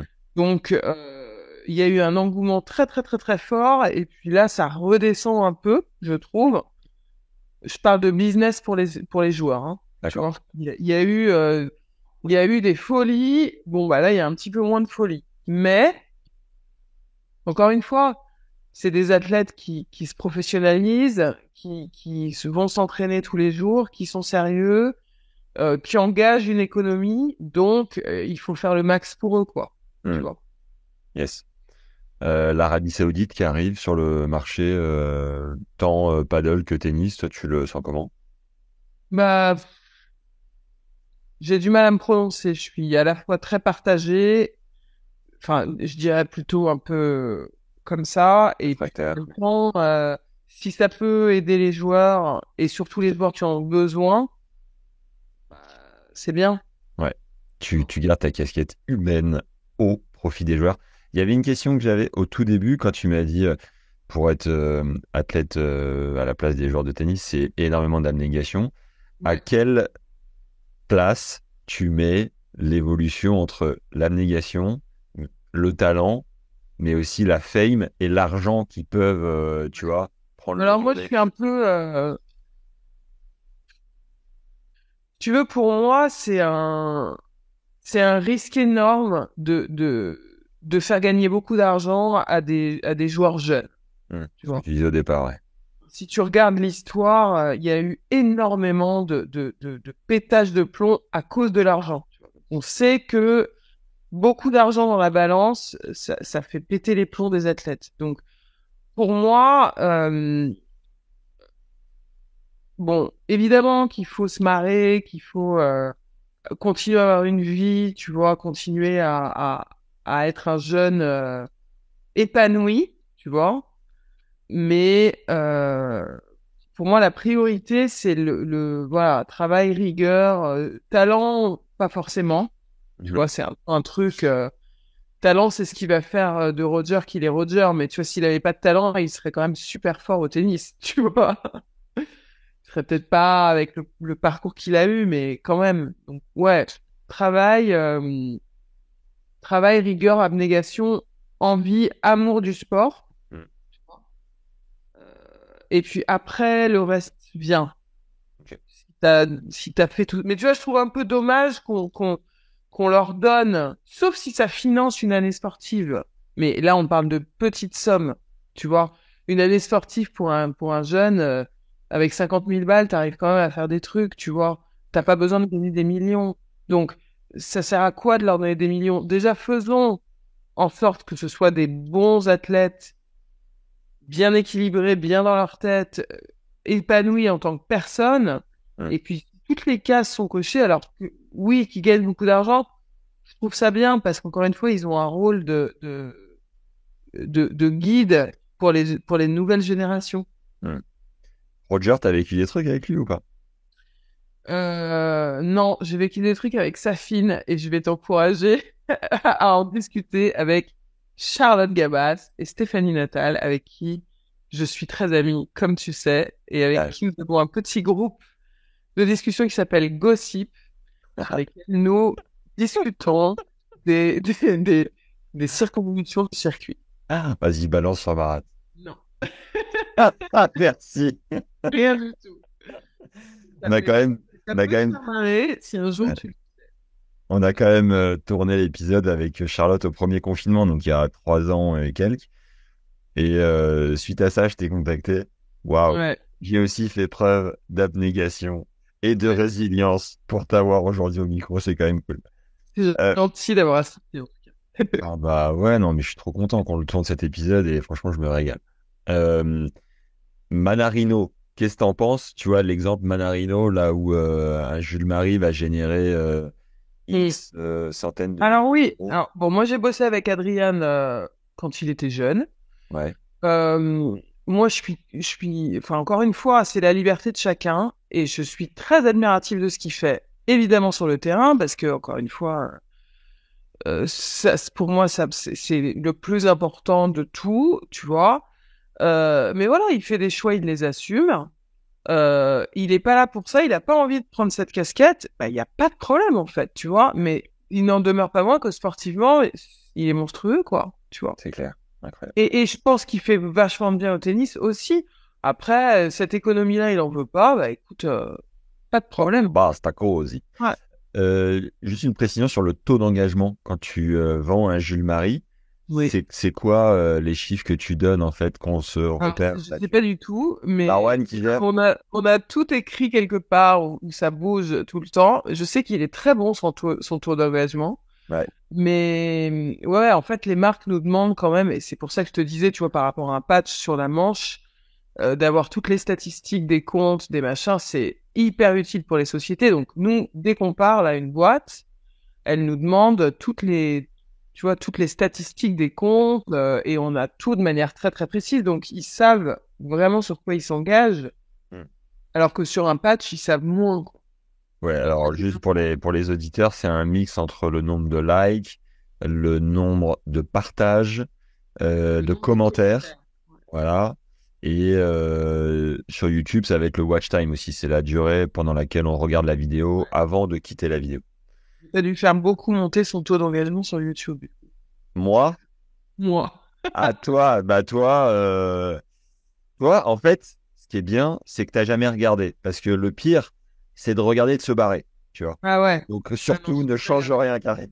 Non, mais j'en ai parlé avec lui et puis de toute façon, moi, je le trouve super top. Donc, je suis sûr que ses vidéos sont très bien. Par contre, je regarde son Instagram. Ah.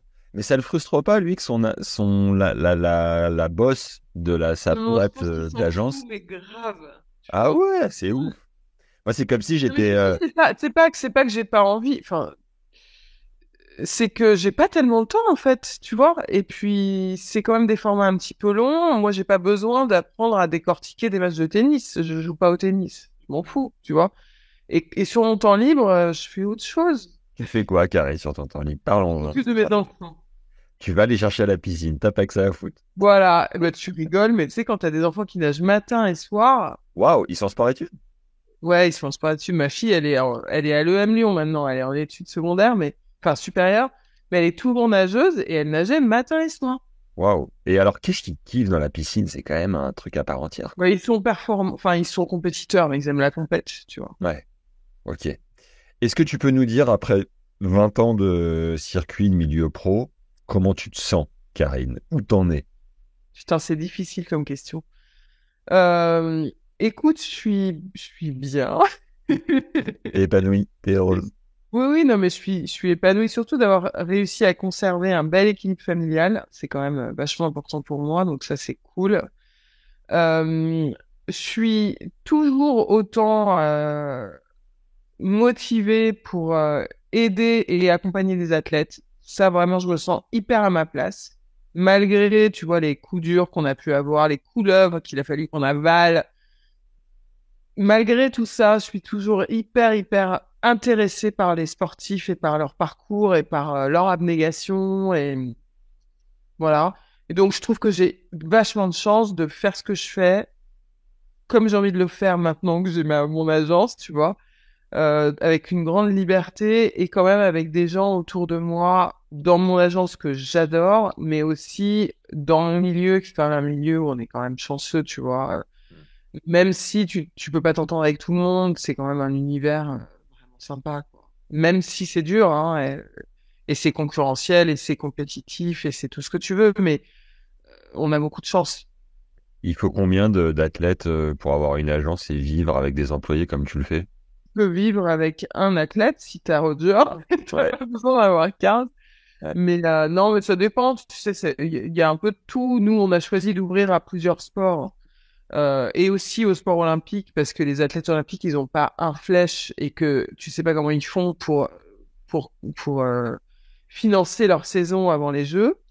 Donc moi, ça me tenait à cœur de faire ça. Et voilà, donc il faut que, si tu veux, ceux qui nous rapportent beaucoup d'argent dans l'agence, ben, ça nous permette de consacrer du temps à ceux qui nous en rapportent très peu, tu vois. Mmh. Tu peux avoir un athlète comme 10, nous on en a plutôt 25-30, tu vois. Ah ouais, quand même.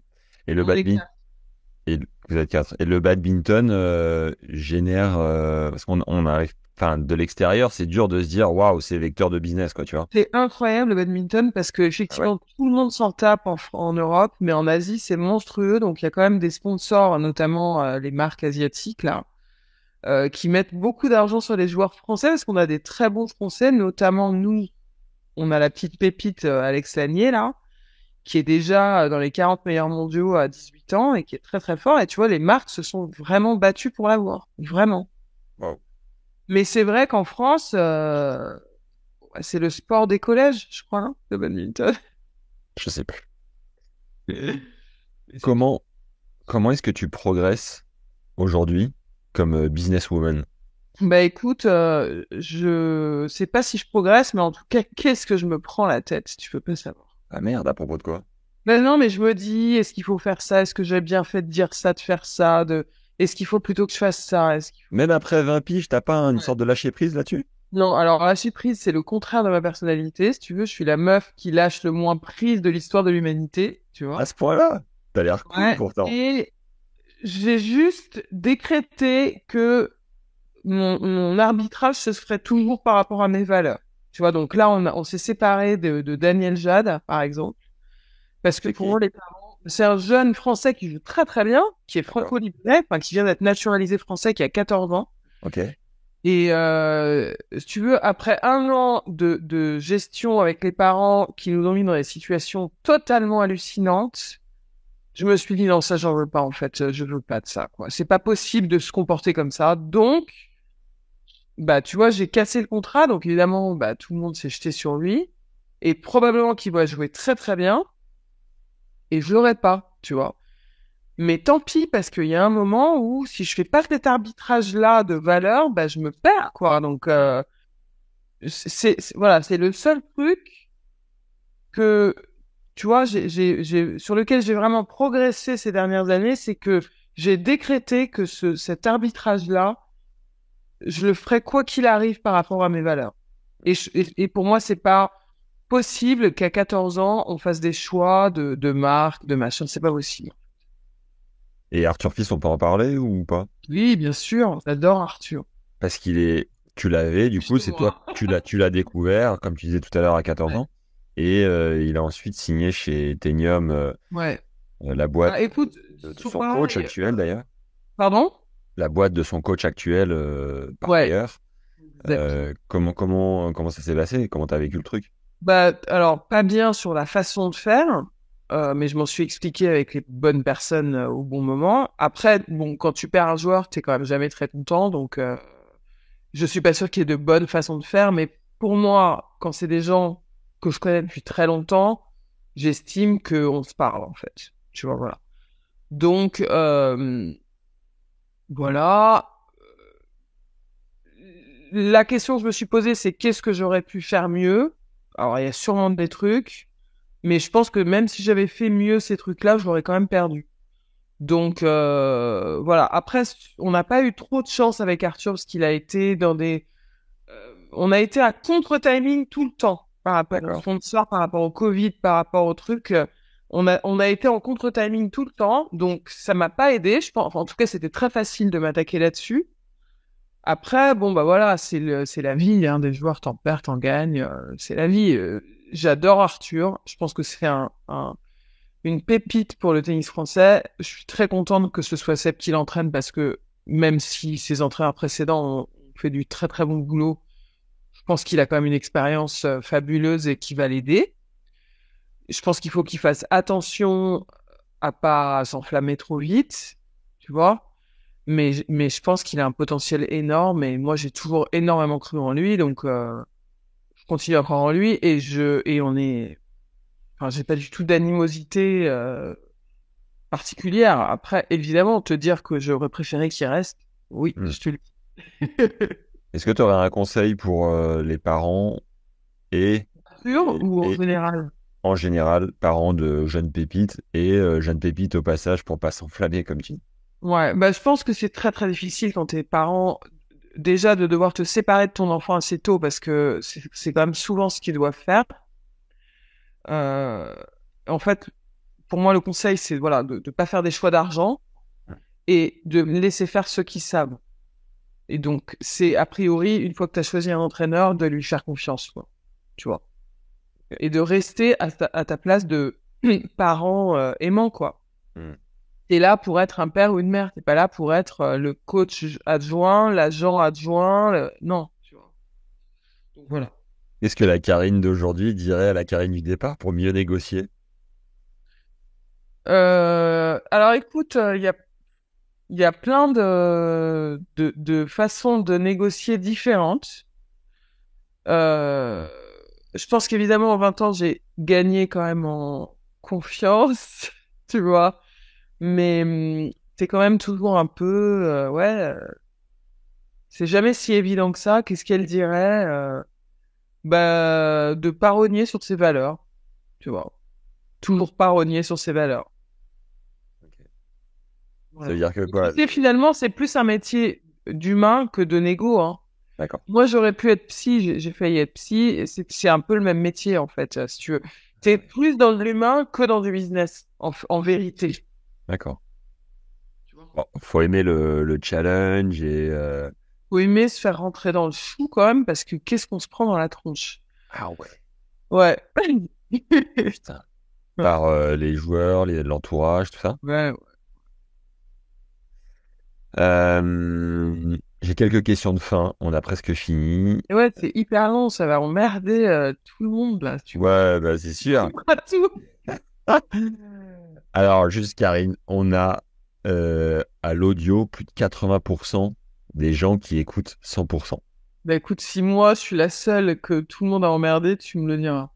Alors, les gens qui sont encore là, dites-nous en commentaire lampe bleu marine qui est à côté de Karine. Comme ça, on saura à peu près combien de personnes Ah, sont mais je veux encore pas le là. savoir. Ça, je dirais pas, quoi. Je t'enverrai les stats. Dis-moi. Est-ce qu'il y a un livre que tu apprécies particulièrement, que tu pourrais offrir à des gens que tu aimes bien et qui a marqué ta vie? Bah, c'est L'insoutenable légèreté de l'être de Kundera. Pourquoi donc?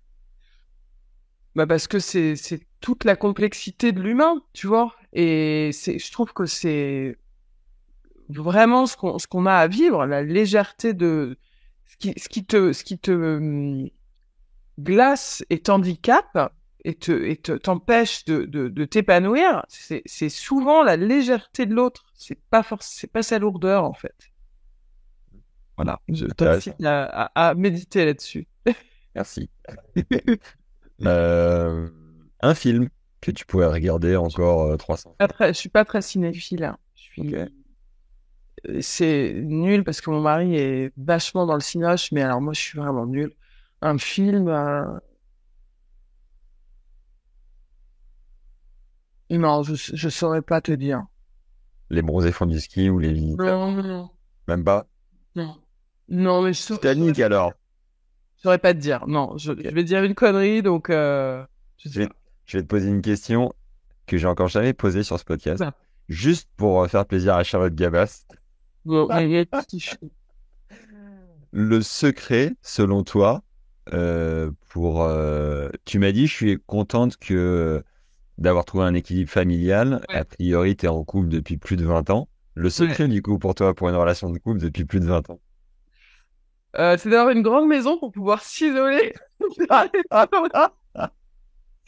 Ah, c'est facile à mettre en application, ça, super.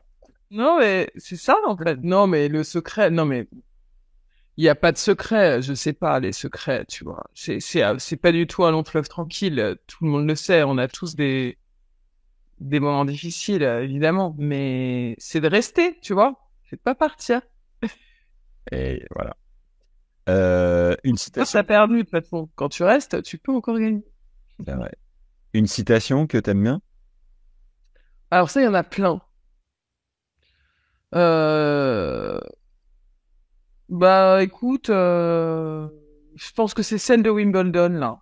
Tu Ouais. sais, celle-là, bon, elle parle pas qu'à moi, elle parle à tout le monde, mais Tu l'as ou pas? Tu veux la citer ou pas? Parce que je me bon, souviens tu pas. l'as, il faut que je la cherche parce que je voudrais pas les borgner. Tu l'as? Attends, je la cherche.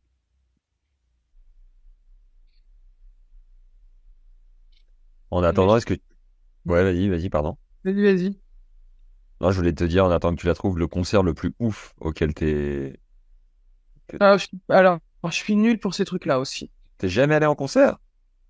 J'y vais, mais je suis allée voir des gens un peu tarés que mon mari écoute. Michelle NDGO de Cello, tu vois, personne connaît. C'est une Wow. bassiste black américaine. Ok. Euh, voilà, à Paris. Pas vu de la semaine, Michel. Je suis pas, mais bon, elle est fantastique, elle, quand même. D'accord. J'ai- L'expérience la plus incroyable de ta vie en dehors de la naissance de tes enfants, et, enfin, tu vois, un truc qui te touche toi, vraiment toi. Euh, Bah, la naissance de mes enfants, quand même. Merci, Karine. Ouais, on est d'accord. Bah écoute, je vais dire un truc très gnangnan et neuneux, mais tu vois, ma fille, elle vient me quitter la maison pour aller faire ses études à Lyon, et j'ai eu un immense sentiment de satisfaction du travail accompli de maman. Waouh. Ouais, c'est chouette. Et tu vois, je trouve qu'on n'en parle pas du tout de ça, mais c'était une émotion très forte de se dire, bah voilà, je l'ai emmenée là et bah j'ai peut-être été une bonne maman puisque elle s'en sort bien, tu vois, voilà. Et puis elle fait pas de faute d'orthographe, accessoirement. Elle n'a pas intérêt. Ça, c'est propre. Tu l'as la citation ou pas? Non, mais je ne sais pas chercher en fait. Ah oui, if you can meet with triumph and disaster and treat those two impostors just the same. Attends, j'attends la suite, je tease. You will be Best. man. Ouais. My son. Oh là là. J'arrête. Ah ouais, là, là. Ah non. Bon, je sais pas. Écoute, il faut la chercher, mais t'as compris l'idée. J'ai compris l'idée, magnifique. Comment tu progresses en tant que... Pas. Je progresse pas. Si, Karine, tu es en progrès constant, je te le dis, parce qu'il y a 3 ans, tu m'as mis une recale, et là, t'as accepté. C'est un progrès. Comment je progresse en tant que quoi? Cuisinière, par exemple, à la maison, sache que pas du tout. Ah, d'accord. Non, en tant que personne. Ah bah ça, c'est facile. Parce que, enfin, c'est facile, pas de progresser, mais moi, je suis très, très lectrice, donc je lis énormément de philo, je lis énormément D'accord. de... Et tu débats avec ton mari? Ouais. Ah, c'est cool, ça. Je débat avec mes amis, avec mon mari, je débat. Je réfléchis. En fait, j'ai un gros chien, Ouais. Un quoi? un berger australien de toute beauté, qui a mordu la voisine, mais c'est tout à fait accessoire. Et en fait, je marche beaucoup. Oui, parce que toi, t'as Nadine. Je suis totalement fan. Ah ouais? Ah, t'as regardé une vidéo YouTube Mais avec... oui, mais alors j'adore Nadine dans la tempête avec les oreilles qui s'envolent. Bah, c'est elle que Oui, Kilo. je viens de d'ouvrir et de fermer la porte, là, juste avant. J'adore. Bon, voilà. Donc, j'ai un gros chien qui fait que je vais en forêt tous les jours marcher avec lui. Et donc, tu vois, je gamberge quand même pas mal dans ces moments-là. D'accord. Génial. J'adore. Ouais. Mais là, je crois que j'ai lu, par exemple, To Jung. Ouais, de qui? Pas tout, hein, mais Jung, Ah oui, ok. psychiatre. Ouais. Bah, tu vois, je trouve que ça fait quand même, ça te fait progresser, tu vois, tu comprends mieux tes réactions, tes trucs, tes machins, c'est chouette. Waouh. Ah oui, tu vois comme quoi on prend le temps pour les choses qu'on aime vraiment, les vidéos de Jules. Non, mais alors l'intégralité de Je vais Jung. me brouiller avec mon client. C'est ça, en fait. Merci. Je vais devoir me justifier ensuite. Est-ce que pour terminer, tu as une alors deux choses. Qui aimerais-tu entendre au micro de Tennis et Genre de podcast que tu écoutes assidûment toutes les semaines? Le podcast, hein. J'ai jamais écouté. Si, j'ai écouté Julien Cassaigne et Régis Brunet. C'est Et cool. même pas Charlotte? Faut que je te Ah, l'envoie. si, j'ai écouté Charlotte, mon petit chouchou. Bah, tu vas interviewer Stéphanie Nathan. Ah, ok, intéressant. Très bien. Une question pour Stéphanie, du coup, je pourrais lui glisser? Euh... Et elle fait quoi d'ailleurs, Stéphanie? Je sais même pas. j'ai plein de questions. Écoute, elle a été aux relations joueurs à la TP pendant très très longtemps, et puis maintenant elle est aux médias. D'accord, très bien. Tu peux lui demander ce qu'elle pense du Ah père. ben, c'est incroyable, je lui ai écrit avant-hier. Ouais. Voilà. Ok, Tu peux lui ok. demander ce qu'elle pense du père de Stéphanos. Ah ouais, j'arrête pas de la traquer. Oh, le Apostolos, mais alors lui, c'est vraiment une baraque à frites, ce mec. Et ouais, c'est ça. Euh, Dernière question, du coup. C'est quoi pour toi avoir un bon coup droit? Non, pas du tout. Faut me demander ça. Alors là, je suis bien incapable de te répondre. Non, est-ce que tu aurais une question, après toutes celles que je viens de te poser, à adresser à Tennis Légende? Oh là là, quelle drôle de question. Eh oui, pas facile. Bah, oui, avec qui, quel est le podcast qui vous a le plus, allez, amusé. Amusé, Julien Cassens. Croustillant, ouais, je l'ai cassé. Croustillant, non, c'est pas forcément. Ah, quoique Julien il était bon là-dessus. En termes d'anecdotes, je pense qu'un Régis Brunet est bien placé.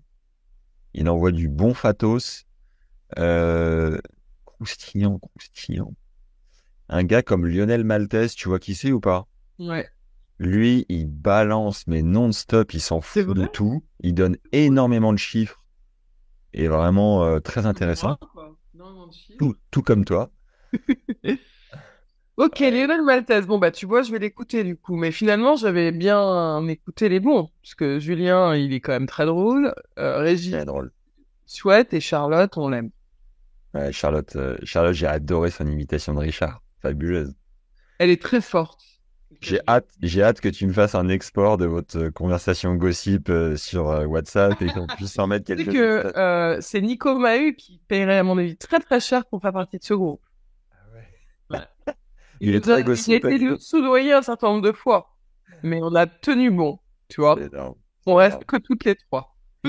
Bon, un grand merci, Karine. J'espère que t'es pas trop fatiguée parce que Non, c'était long et c'est long, ouais. Bah, tu coupes, tu coupes, tu coupes, tu coupes. non, non, non, je garde. Non, un grand merci, c'était génial. Je me suis régalé, j'ai appris plein de trucs. Je suis sûr que les auditeurs de Tennis Legend aussi. Et Ouais. puis, longue vie à toi, hein. Bisous, hein. Ouais. Longue vie à toi et à Nadine, surtout. C'est gentil. Allez, à bientôt. Ciao, ciao. À bientôt. Ciao. Merci d'avoir écouté cet épisode. Allez dire à Karine ce que vous en avez pensé, ça lui fera plaisir. Et mettez-moi en commentaire aussi ce que vous en avez tiré ou si vous avez des questions sur le métier d'agent de joueur. Pour continuer à vous régaler chaque semaine avec des pépites du circuit, on a besoin de votre soutien, les légendes. Pour nous aider, tu peux rejoindre la communauté Tennis Légende où pour 5 € par mois, soit environ le prix d'une boîte de balles, on te donne accès à des interviews exclusives que l'on ne publie pas en public, des débriefs de matchs de joueurs pro, des compléments d'interviews, des échanges avec des coachs mentaux, physiques, coach tennis évidemment. Tout ça est privé et uniquement accessible en rejoignant la communauté Tennis Légende et en soutenant au passage le podcast. Donc tout le monde est content, n'est-ce pas? Nous, ça nous permet de continuer à t'offrir du contenu de qualité chaque semaine et toi, ça te permet de progresser avec des conseils d'experts. Alors fonce, le lien est dans la description de l'épisode. Et par avance, un immense merci. Voilà, pensez aussi aux bouches à oreille. Envoyez l'épisode à des potes qui seront ravis de découvrir notre contenu. C'est le meilleur marketing qu'on puisse avoir pour le podcast. C'est vraiment de recommander notre chaîne et notre travail à des potes à vous directement en envoyant le lien via WhatsApp ou autre. Voilà, donc par avance, un immense merci et en parlant autour de vous. Et si vous avez des idées, venez me les souffler sur Insta ou LinkedIn à Max Zamora, Z-A-M-O-R-A, ou par mail max@tennislegende.fr. J'espère sincèrement que l'épisode de la semaine vous a régalé. Je suis donc Max, votre hôte depuis la création de ce projet de podcast. Et je vous dis à la semaine prochaine.